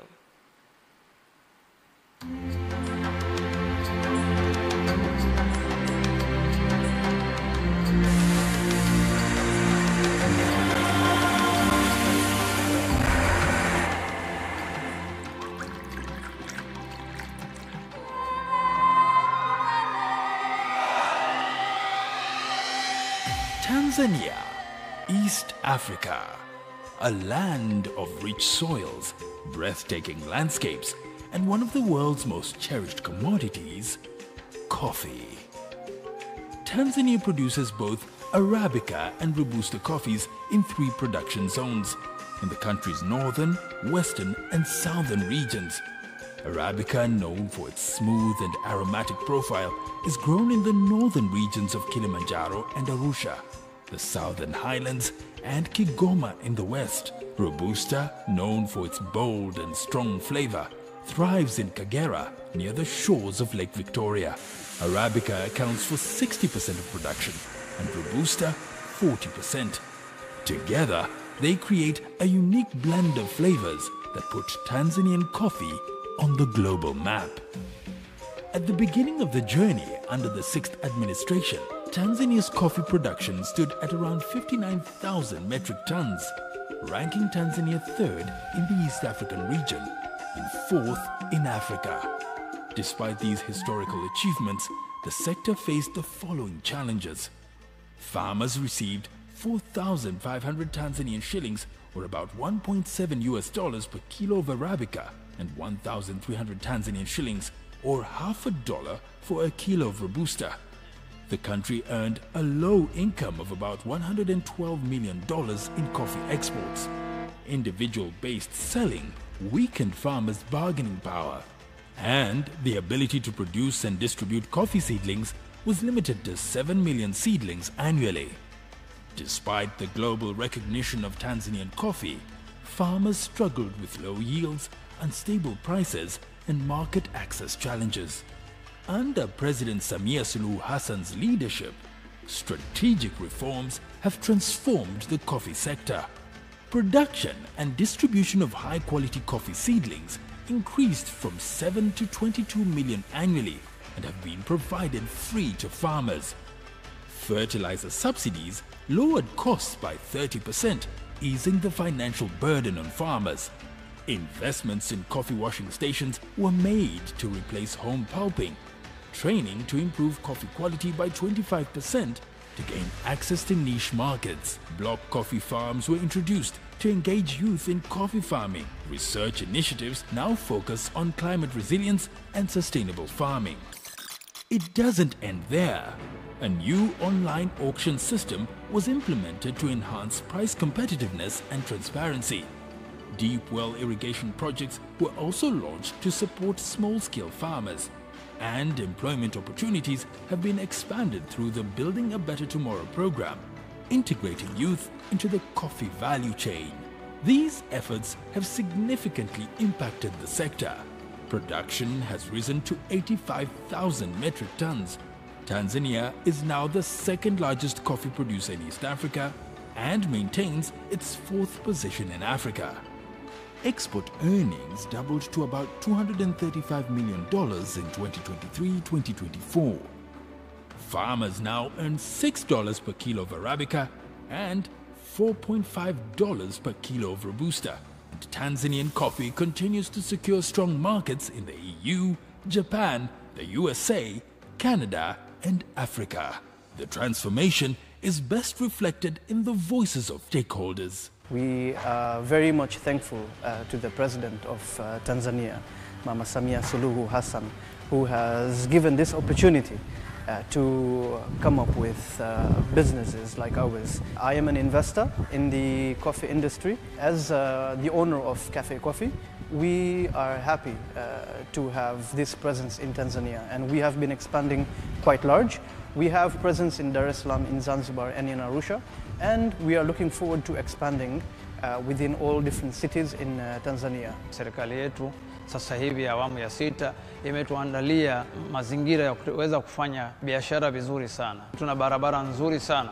Kuna wakati tukiwa tunatoka Bukoba mkoa wa Kagera ambapo tuna kiwanda chetu kuja kufika Dar es Salaam kwa gari ilikuwa inabidi uzunguke kwenda Uganda, Kenya hadi Dar es Salaam kuja kufika hapa. Sasa hivi ni masaa machache unatoka Bukoba mpaka Dar es Salaam kwa gari na pia kwa ndege ambazo zinasafiri baina ya Bukoba na Dar es Salaam kwa kutengenezea na treni ambayo sasa hivi itafika hadi Mwanza hadi itakapopita mkoa wa Kagera kwenda nchi jirani. Tuna diplomasia ya uchumi ambapo mimi mwenyewe kama mzalishaji wa kahawa nimeweza kwenda nchi mbalimbali kwenye maonyesho kutokana na diplomasia ya uchumi. Mabalozi wetu wametuhimiza na wanatukaribisha na tunakwenda kwenye maonyesho kwenye nchi hizi mbalimbali tukionyesha kahawa zetu na kupata wateja kutoka sehemu mbalimbali duniani. I just came back from Dubai, the World of Coffee, and the opportunity is huge. Tanzania is in the highlight, and we are now going to initiate the G25 in Dar es Salaam at JNICC, which is going to open a huge room for a lot of investors, for businesses, and especially to the youth in Tanzania. Looking ahead, Tanzania's coffee sector has ambitious goals. First, to increase production to 300,000 metric tons by 2030.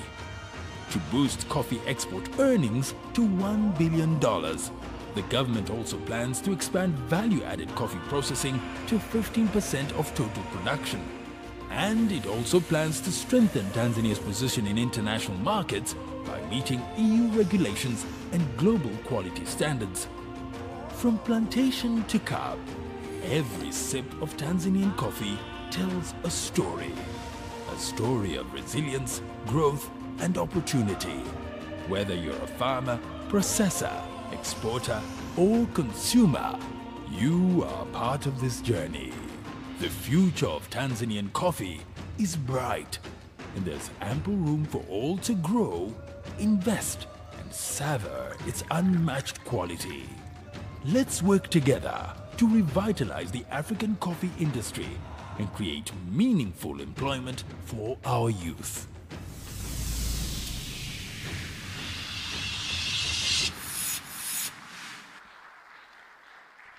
Asante, asante sana. Thank you very much, Your Excellency. Allow me now to invite Honorable Hussein Mohamed Bashe, the Minister of Agriculture of the United Republic of Tanzania, for the country's statement. His statement, Your Excellency, will be followed by the signing ceremony of the Dar es Salaam Declaration. Can we put our hands together as Honorable Bashe comes for the declaration?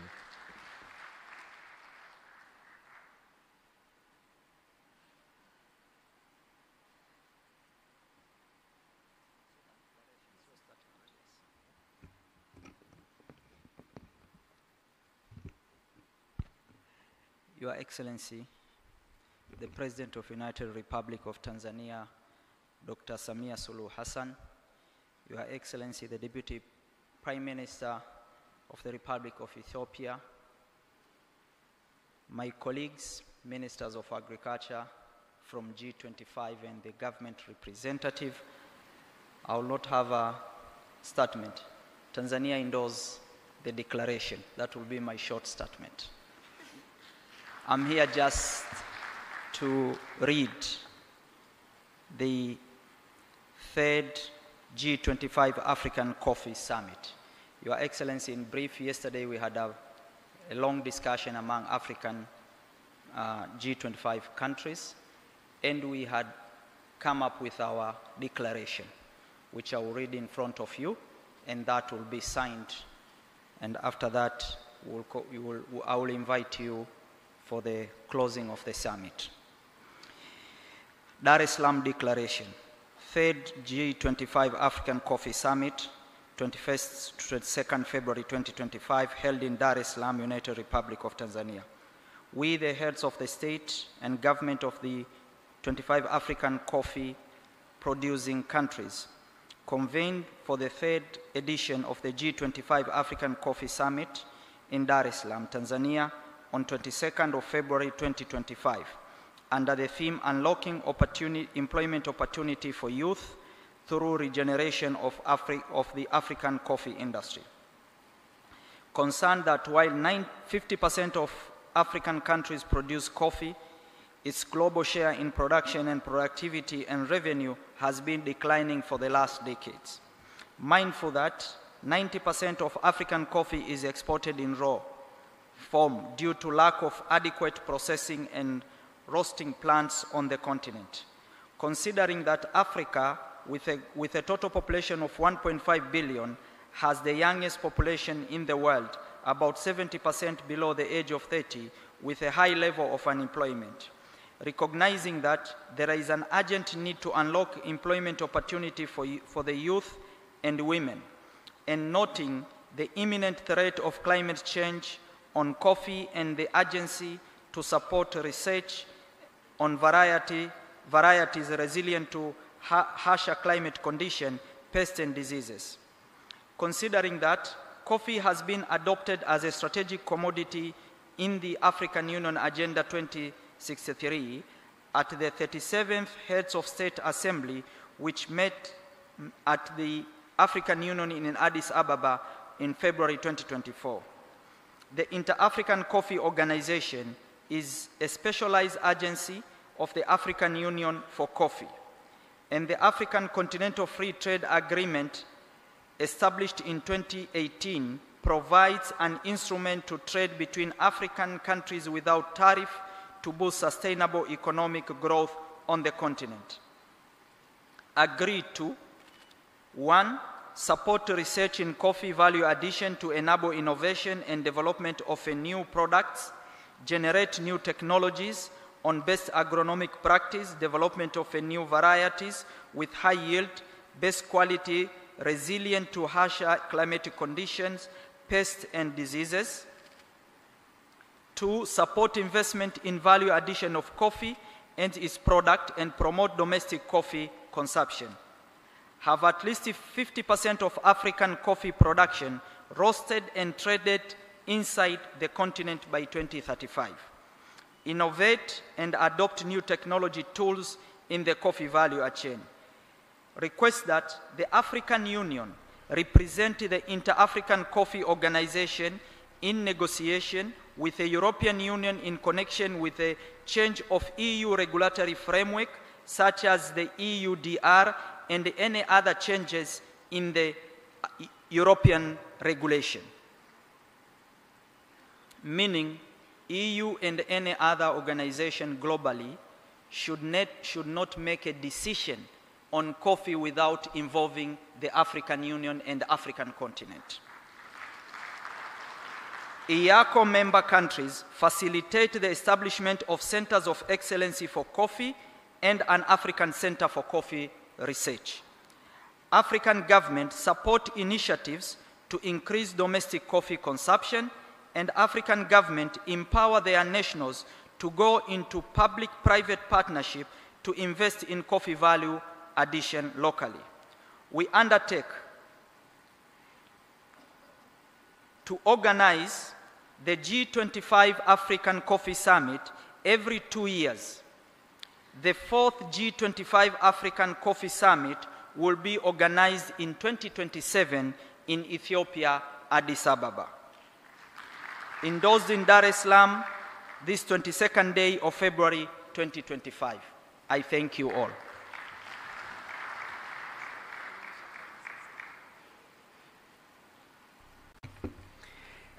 As it has been read, we have all been represented. I believe a bigger round of applause would do. Can we once again put our hands together? Your Excellency, allow me now to invite for the signing ceremony, as you are to witness, Honorable Prosper Dodiko, the Chairman of IACO and the Minister of Agriculture from Burundi. As he comes, let's put our hands together for him. After the signing, I will request that the brass band will also receive as we witness the signing. Excellency, distinguished delegates, ladies and gentlemen, what we are witnessing right now is Honorable Hussein Bashe, the Minister of Agriculture, and Honorable Prosper Dodiko, the Chairman of IACO, signing the Dar es Salaam Declaration.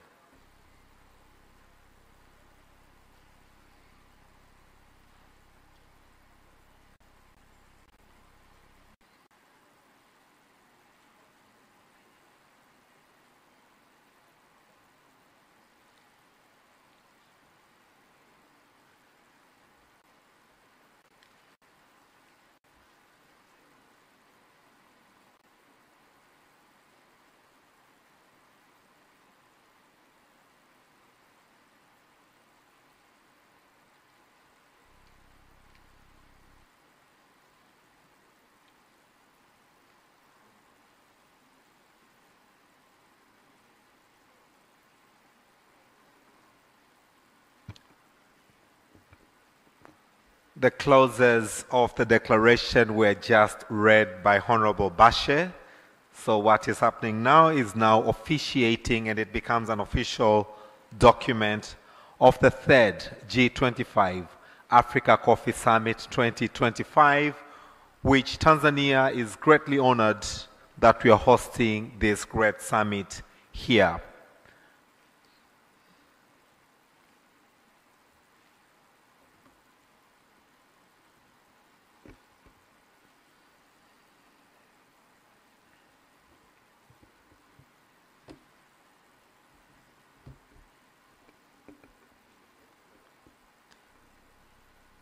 Can we all please put our hands together?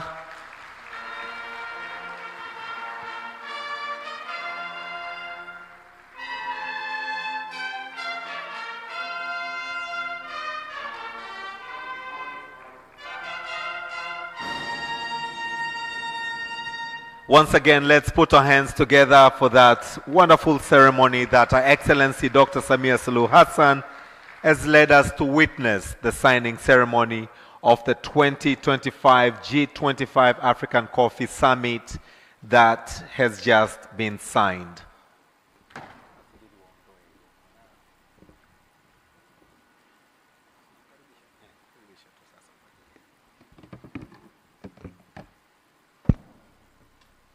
Your Excellency, the President of United Republic of Tanzania, without wasting much of your time, we thank you very much for the participation of this event. And let me take this opportunity now to welcome you. Karibu mama ili uweze kuongea na sisi. Asante sana.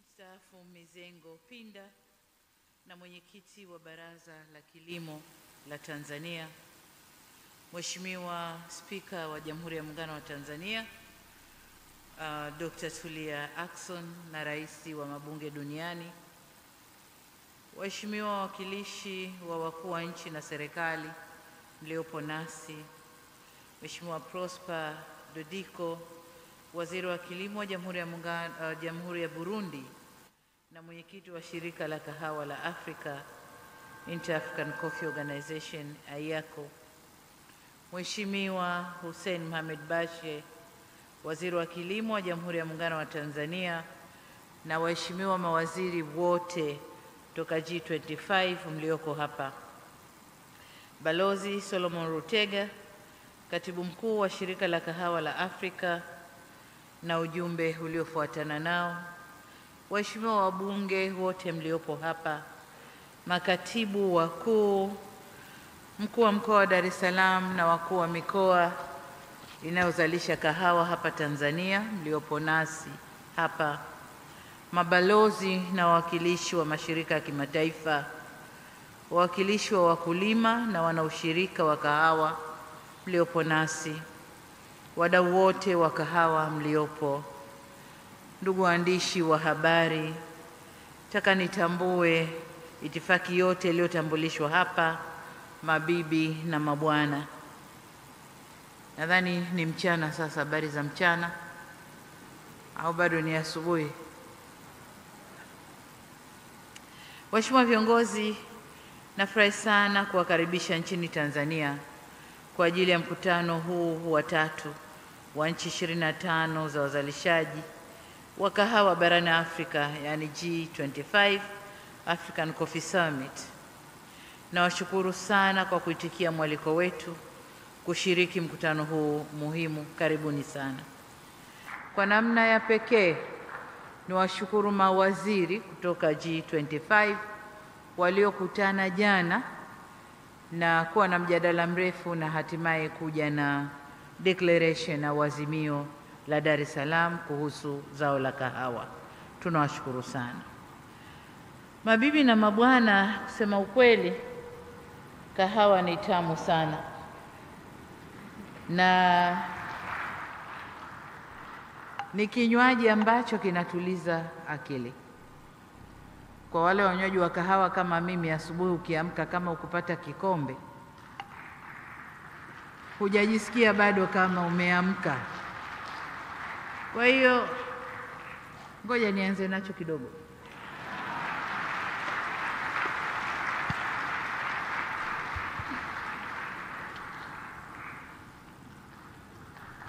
Sasa akili imekaa sawa. Lakini niseme kwamba takwimu zote zinaonyesha kwamba kila siku watu wanakunywa vikombe vya kahawa takriban bilioni 3 dunia nzima. Na tunaposema vikombe, kuna vile vikombe kama hiki ambacho nimetumia hapa, kuna kikombe cha kawaida tunachokijua, lakini kwa sisi tuliofundishwa kahawa udogoni tulifundishwa kwenye vikombe vidogo vile vya kahawa. Kwa hiyo vote ni vikombe bilioni 3 kwa siku duniani. Kati ya vikombe hivyo vipo vikombe vyenye kahawa nzuri inayozalishwa na wakulima wa Afrika, wengi wao wakiwa ni wakulima wadogo. Kwa heshima ya wakulima wa kahawa barani Afrika, naomba tusimame na tuwapigie makofi.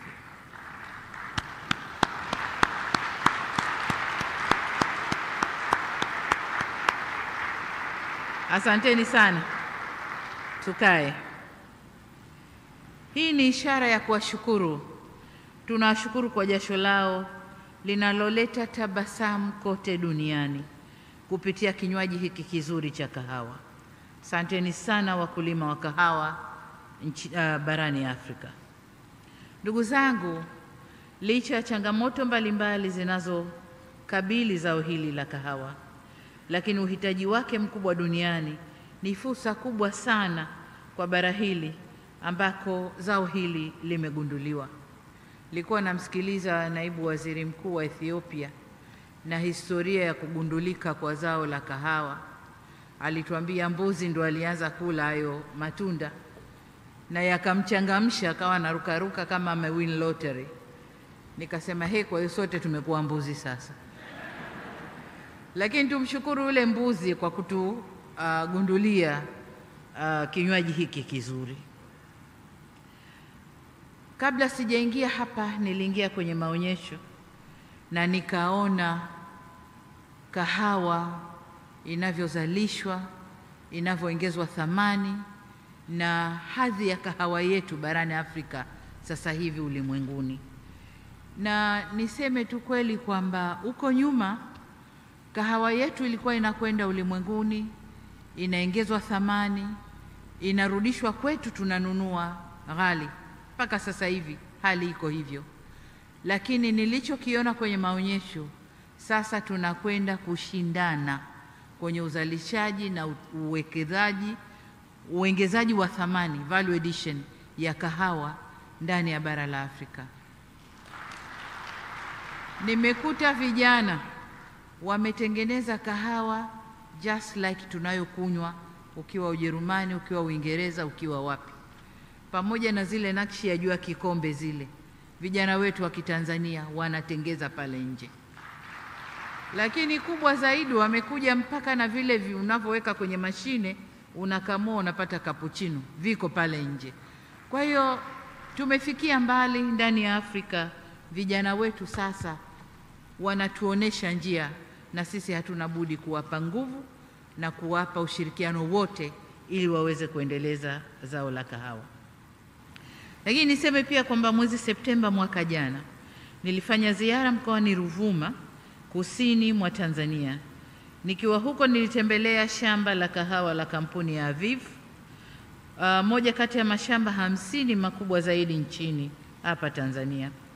Nikiwa shambani hapo nilishika reki na kushiriki zoezi la kuanika kahawa pamoja na wafanyakazi wa shamba hilo, na wengi wao walikuwa wanawake. Nikajua ile ni ajira ya wanawake, kwa nilikwenda kuwaunga mkono. Aidha, nilijionea mwenyewe jinsi uongezaji wa thamani unavyoweza kutoa fursa za ajira kwa vijana na wanawake wengi. Aviv walivutiwa na mazingira mazuri ya uwekezaji nchini hapa kwetu Tanzania, na sasa wanalima na kuongeza thamani zaidi ya tani 2000 za kahawa ya Arabica, na wanaajiri watu zaidi ya 4000 ikiwemo ajira za msimu ule, wakati wa kupanda na wakati wa kuvuna. Shamba hilo ni mfano mmoja tu kati ya mengi kwenye bara letu la Afrika wa namna uongezaji wa thamani unavyoweza kuongeza fursa za ajira kwa wanawake na vijana. Ni kwa msingi huo ninafurahi sana Tanzania kwa nchi mwenyeji wa mkutano huu wenye kauli mbiu isemayo fungua fursa za ajira kwa vijana kupitia uimarishaji wa tasnia ya kahawa barani Afrika. Lakini nilipokuwa kwenye maonyesho pia nilifika kwenye banda la mkoa wa Mara, mkuu wa mkoa yuko na Kagera. Ni Kagera, mkuu wa mkoa yuko hapa. Na katika banda lile nimekuta program ya vijana. Tanzania tuna mradi mkubwa tunaita BBT, Build Better Tomorrow for Youth. Kwa hiyo nimekuta program kubwa ya mkuu wa mkoa, ametengeneza ardhi ya kutosha, amewapa vijana 300 kila kijana eka moja, anawapa seedlings, anawapa mbolea, amechimba visima kwa ajili ya irrigation, amewapa kila kitu. Kwa kazi ya vijana wale ni kupanda, kulea miche, kupalilia na kuja kuvuna baadaye na kufaidi matunda yale. Hii ndiyo njia ya kuwashirikisha vijana kwenye zao la kahawa. Sasa tuko tayari kufundisha nchi nyingine mpango huu wa BBT ili vijana wengi zaidi wa Kiafrika waweze kuingia kwenye uzalishaji wa zao la kahawa. Na kwa Tanzania hatuko tu kwenye kahawa, tuko kwenye mahindi, tuko kwenye sunflower, tuko kwenye asali, honey, tuko kwenye fisheries, kote na tuko kwenye livestock. Kote BBT inafanya kazi kwa vijana. Sasa niwapongeze wote waliofanya maandalizi ya mkutano huu. Niwapongeze pia waheshimiwa mawaziri wa kilimo kutoka nchi wanachama wa IACO na secretariat ya IACO kwa kazi mnayoendelea kuifanya katika kuchochea maendeleo ya sekta ya kahawa katika nchi zetu. Waheshimiwa viongozi, pamoja na jitihada tunazozifanya kuinua sekta hii, bado kama walivyosema mawaziri mbalimbali na naibu waziri mkuu wa Ethiopia, sekta hii bado inakabiliwa na changamoto ambazo baadhi zimekwisha tajwa na wazungumzaji walionitangulia. Mimi nitajielekeza kwenye zile ninazozichukulia kama changamoto za kimkakati, kisha nitaeleza ni nini mkutano huu unaweza kufanya kuimarisha tasnia ya kahawa.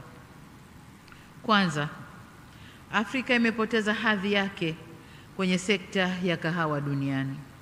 Katika miaka ya 1960, uzalishaji wa kahawa kwa Afrika ulifikia wastani wa 25% ya uzalishaji wa kahawa duniani. Share of production for Africa was 25% of the total coffee production in the world. Hivi sasa uzalishaji wetu umeshuka hadi kufikia 11% ya kahawa yote inayozalishwa duniani. Tumeshuka licha ya soko la kahawa yote inayozalishwa duniani. Tumeshuka licha ya soko la kahawa duniani kuendelea kukua na nchi mbalimbali kuendelea kuongeza uzalishaji kwa kasi zaidi. Manufaa na fursa tunazopata ukilinganisha na maeneo mengine pia yameshuka. Hakika tunahitaji kuongeza uzalishaji na kurejesha nafasi tuliyokuwa nayo huko nyuma katika biashara ya kahawa duniani.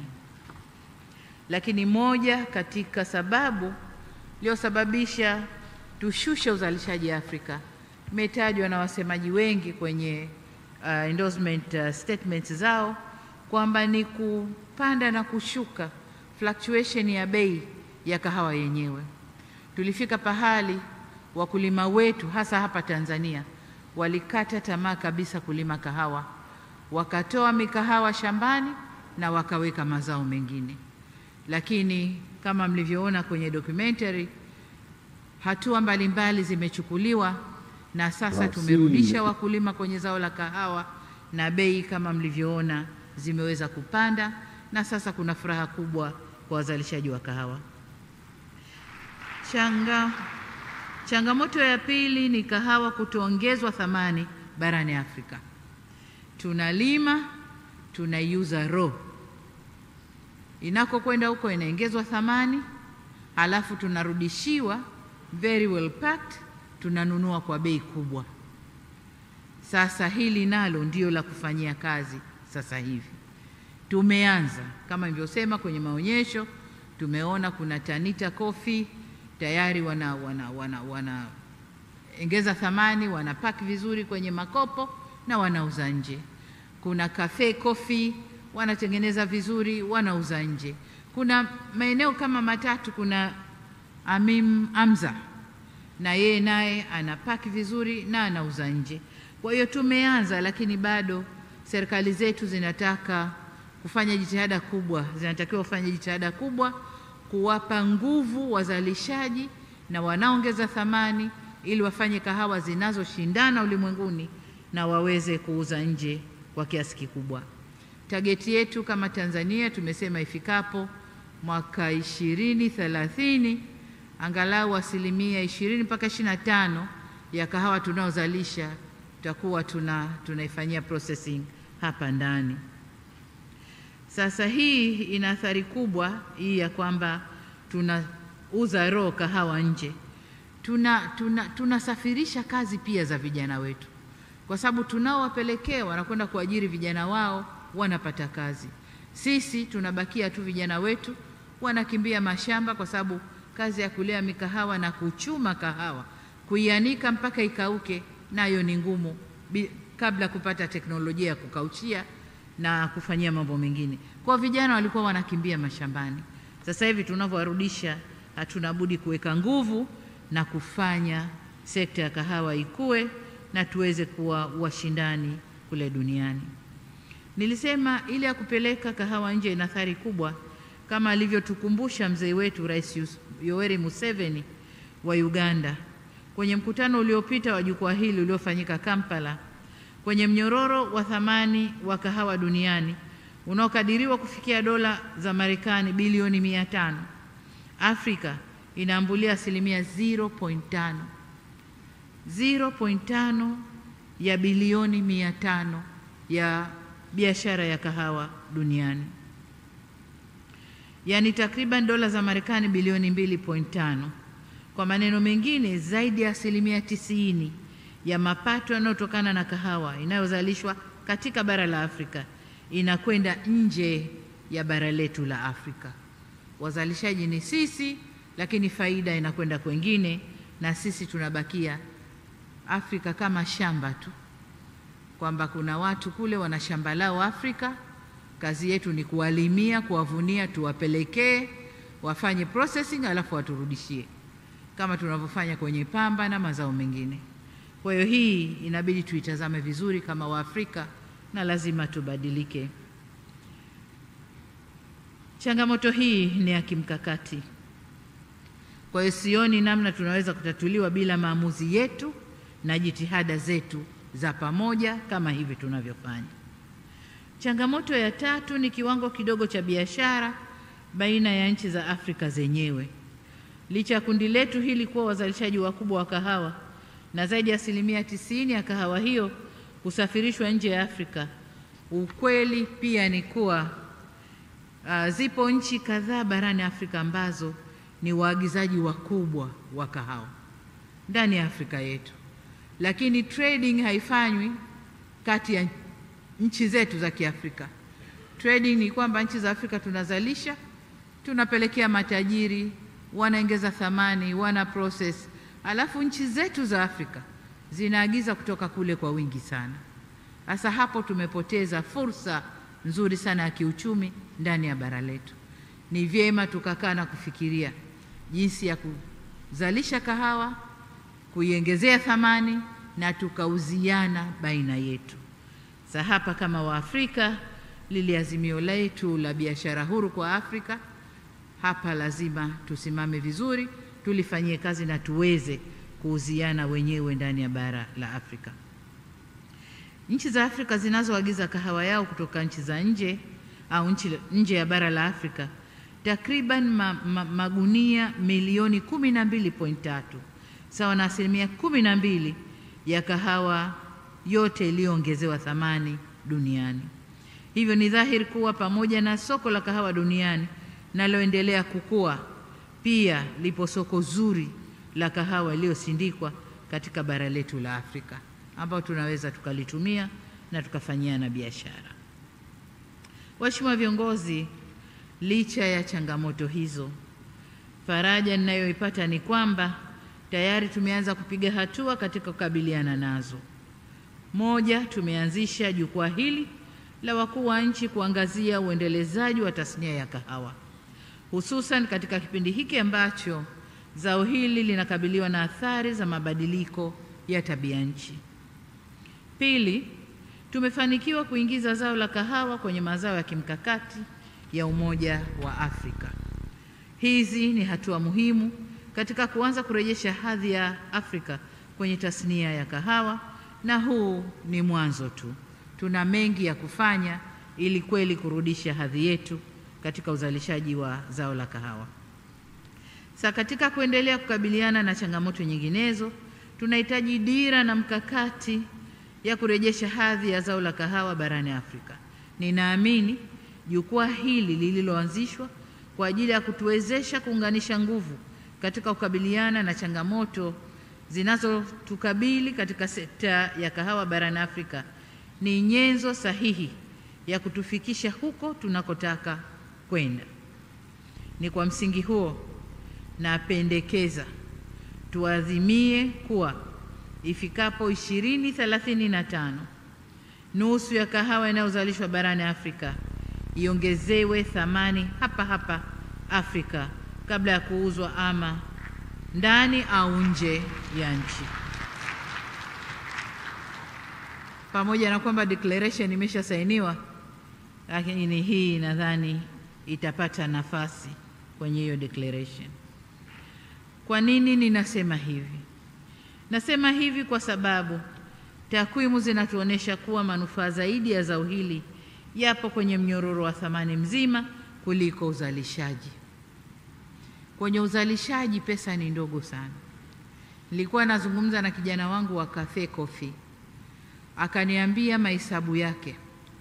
Anaponunua, kuzalisha, kununua na kuanza processing, gharama yake inakwenda kama $5 kabla hajaanza processing. Anapofanya processing na kupaki vizuri kwenda kuuza, pack moja ya kama nusu kilo anakwenda kuuza kwa 60,000 shillings, ambao ni mara mbili sijui ya fedha gharama ya kwanza ile ambayo inakwenda kwa mkulima. Yeye add value, process, ameweka packing, anauza mara mbili ya gharama ya mkulima aliyetoka jasho kulima, kupalilia, kumaintain shamba, kuvuna, kukausha mpaka akamuuzia yeye. Yeye anapata mara mbili zaidi. Na vivyo hivyo wenzetu ndio wanavyopata zaidi kuliko sisi tunaolima. Kwa hiyo faida hiyo gap lazima ibakie hapa Afrika. Lakini pamoja na uzalishaji wa kahawa, pamoja na kahawa iliyosindikwa, kuna bidhaa nyingine ambazo zinatokana na zao hili. Na nilipokuwa kwenye maonyesho pale, nimeona kwa mara ya kwanza Aviv wamechukua maganda ya kahawa, wameya process, na sasa sijui wanaita, kuna jina wanaita Kasmara tea kama hivi, na wanasema hiyo chai inapendwa sana huko nje. Kwa hiyo badala ya ile tulivyokuwa tukifanya maganda ya kahawa, tukisha kuvuna tunabangua, tuna process, tunauza mbegu za kahawa au zile ya mbegu za kahawa, alafu maganda tunayatupa, yanaoza, yanakuwa mbolea shambani. Sasa hivi maganda yale yale yanakuwa processed, yanakuwa byproduct nyingine ndani ya zao la kahawa. Kwa hiyo tuna kazi na tuna faida kubwa tutakapoweza kuongeza thamani vizuri kwenye zao la kahawa.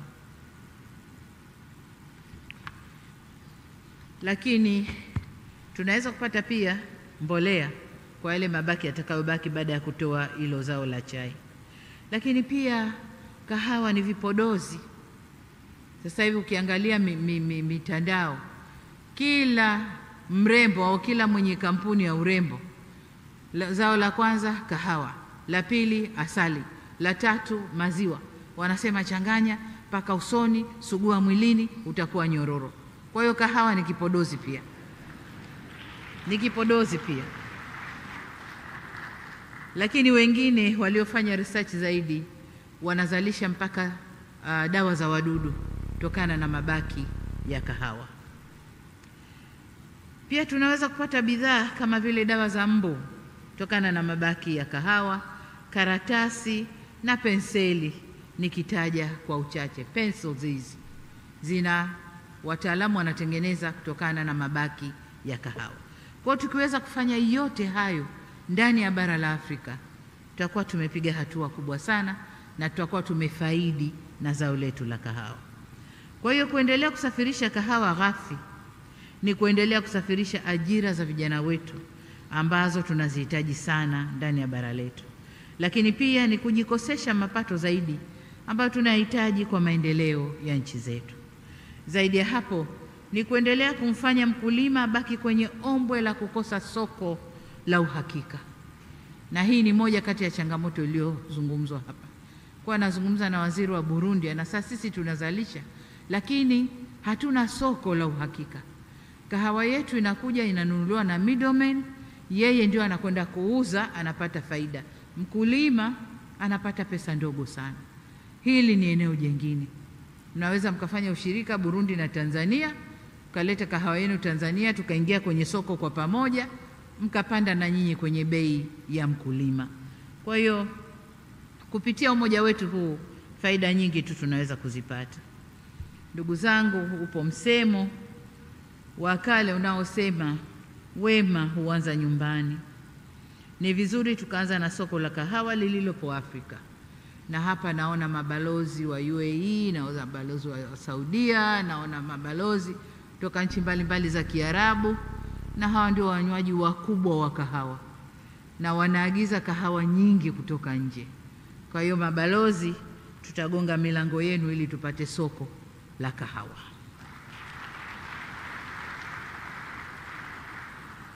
Kwa upande mwingine, kama nchi wanachama wa Umoja wa Afrika, tuharakishe utekelezaji kamili wa mpango wetu kama nilivyosema wa AfCFTA, ile soko huru la Afrika, ili zao la kahawa nalo lipate kuingia kwenye yale mazao ambayo yamepata nafasi ya kuingia kwenye soko hilo. Sasa ili maazimio yetu yawe na ufuatiliaji mzuri, ni vyema Secretariat ya yako iweke utaratibu wa kuandaa ripoti ya utekelezaji, progress report, wa makubaliano tutakaoyafikia hapa Dar es Salaam. Lakini si tu ya Dar es Salaam, ya Uganda. Mwaka jana au mwaka juzi au sijui mwaka jana tumekubaliana nini na tumetekeleza nini. Azimio la Dar es Salaam, kuna number of agreements zimefikiwa hapa. Tutakapo kwenda Ethiopia 2027, lakini kabla Ethiopia kuwe na progress reports zinatoka, tunakwendaje, tunafikiaje. Hivyo ndivyo tutaweza kutekeleza vizuri maazimio tunayoyafikia.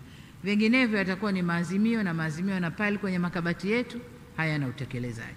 Kwa hiyo niombe sana Secretariat ichangamke kwenye reporting, lakini evaluation and monitoring pia ya yale tuliyokubaliana.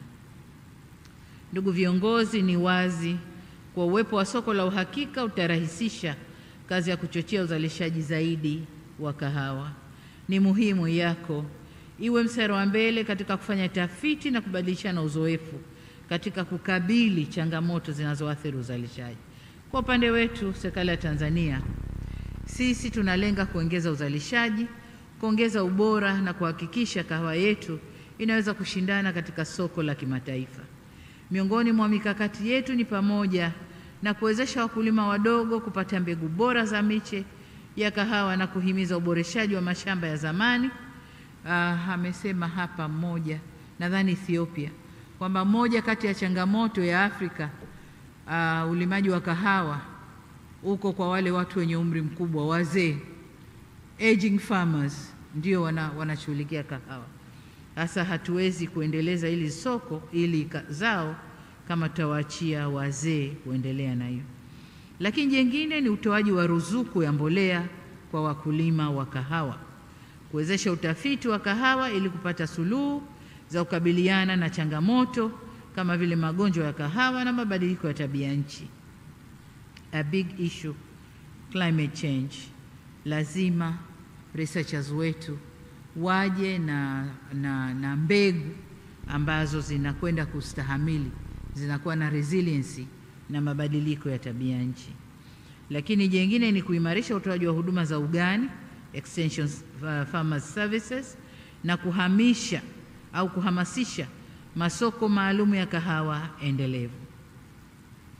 Ili tuweze kufanya yote haya, tuliongeza bajeti ya Wizara ya Kilimo mara 3 kutoka dola milioni 107.9 mwaka 2021 na sasa tuko kwenye milioni 473.3 mwaka huu uliokwisha wa 2024.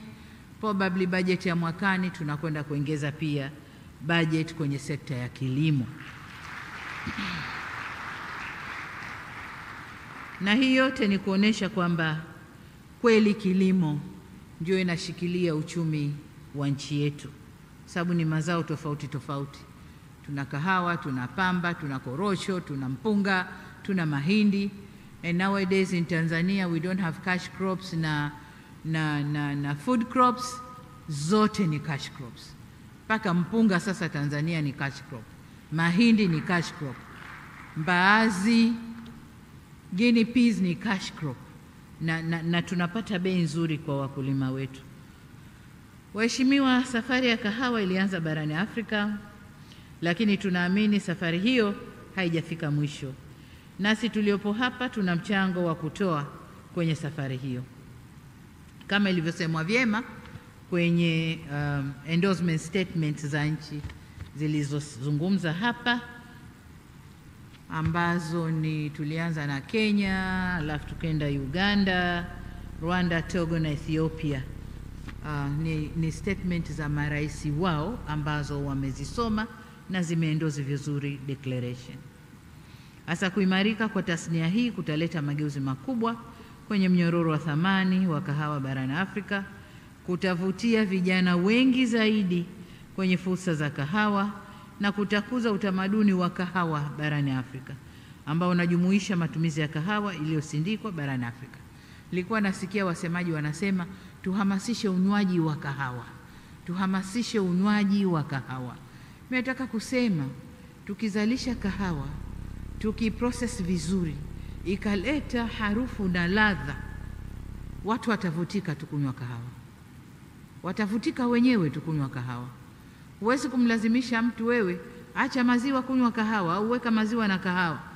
Atavutika tu, whether anataka chungwa, anataka ya maziwa, lakini kama ipo itanywewa. Kama ipo itanywewa. Mfano mdogo ni kwamba bara la Afrika hili madawa ya kulevya haikuwa kazi yetu, wala haikuwa utamaduni wetu kabisa kabisa. Tulikuwa tuna madawa yetu ya asili huko, mirungi, sijui nini, kungumanga, hayo ya asili huko. Lakini walipotupenyezea maheroin na makokeni, watoto wetu wametumia. Sasa as long as supply ipo, basi demand itakuwepo.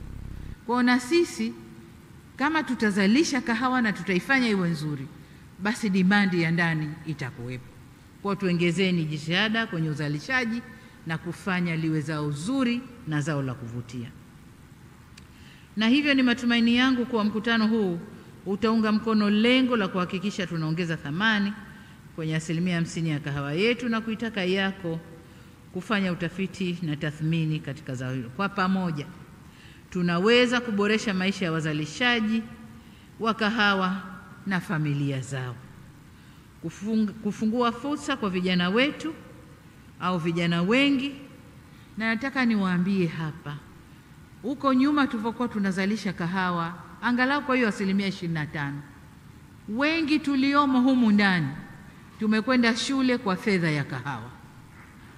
Wengi wetu humu ndani tulikwenda shule kwa fedha ya kahawa. Kahawa ilivyoshuka bei na ikakosa thamani, tukashifti kwenye mazao mengine. Kwa hiyo tunaweza kuirudishia thamani na vijana wetu wakapata matunda ya zao la kahawa, aidha kwenda shule au kwenye maeneo mengine, na kurejesha pia hadhi yetu kwenye tasnia ya kahawa duniani. Sasa ninapohitimisha, kwa mara nyingine tena niwakaribishe wageni wote waliotoka nje ya Tanzania, niwakaribishe hapa Tanzania. Mpo Dar es Salaam, ni matumaini yangu mmezunguka kwenye vichochoro vya Dar es Salaam, mmeiona Dar es Salaam. Lakini Dar es Salaam peke yake sio Tanzania. Ndio Tanzania kwa sababu watu wa mikoa yote ya Tanzania wako hapa Dar es Salaam. Kwa hiyo Dar es Salaam ndio Tanzania. Lakini kwa sababu mmetumia tiketi kuja, na kupata tiketi nyingine kuja huku ni gharama nyingine, tumia wakati huu ambao upo Tanzania. Nenda kachungulie Ngorongoro, ni masaa machache tu hapa Arusha. Lakini Serengeti pia ni masaa machache. Ede unaweza kwenda ukaona na kurudi. Lakini unaweza kucross kwenda Zanzibar ukaiona Zanzibar. Ni masaa 1.5 kwa boti, 30 minutes kwa ndege. Nenda kaone Zanzibar na urudi, ili ukirudi useme nilikwenda Tanzania. Bila kuona hayo mambo bado hujafika Tanzania.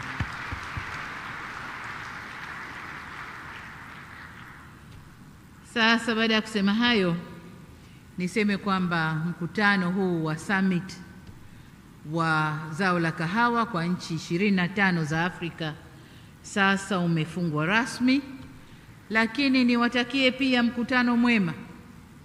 Nimeambiwa mikutano inaendelea, private sector inaendelea, lakini na wale researchers and scientists wanaendelea.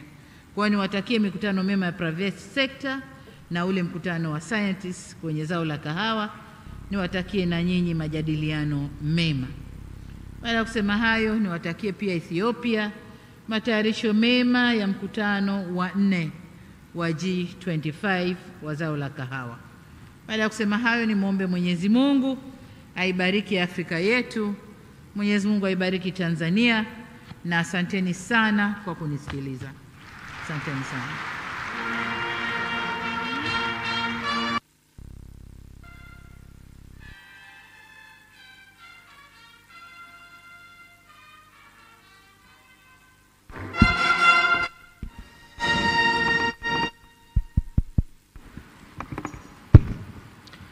Ladies and gentlemen, another round of applause as Our Excellency exits the hall. Brass bands, naomba mtuongoze sasa kumsindikiza mgeni wetu rasmi. Let's put our hands together for Our Excellency Dr. Samia Suluhu Hassan.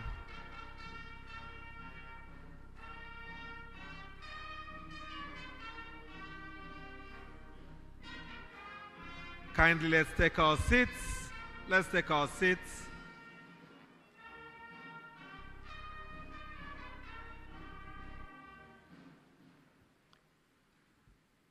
Distinguished delegates, ladies and gentlemen, we've come to the end of the G25 African Coffee Summit 2025. Let's once again put our hands together for a successful conclusion of the summit. God bless that we meet once again after 2 years in Ethiopia. But for now, just a quick announcement. Lunch will be where we had lunch yesterday. Without further ado, thank you all very much, and I wish you all a great stay in Tanzania and safe travels back to your respective countries. Thank you very much.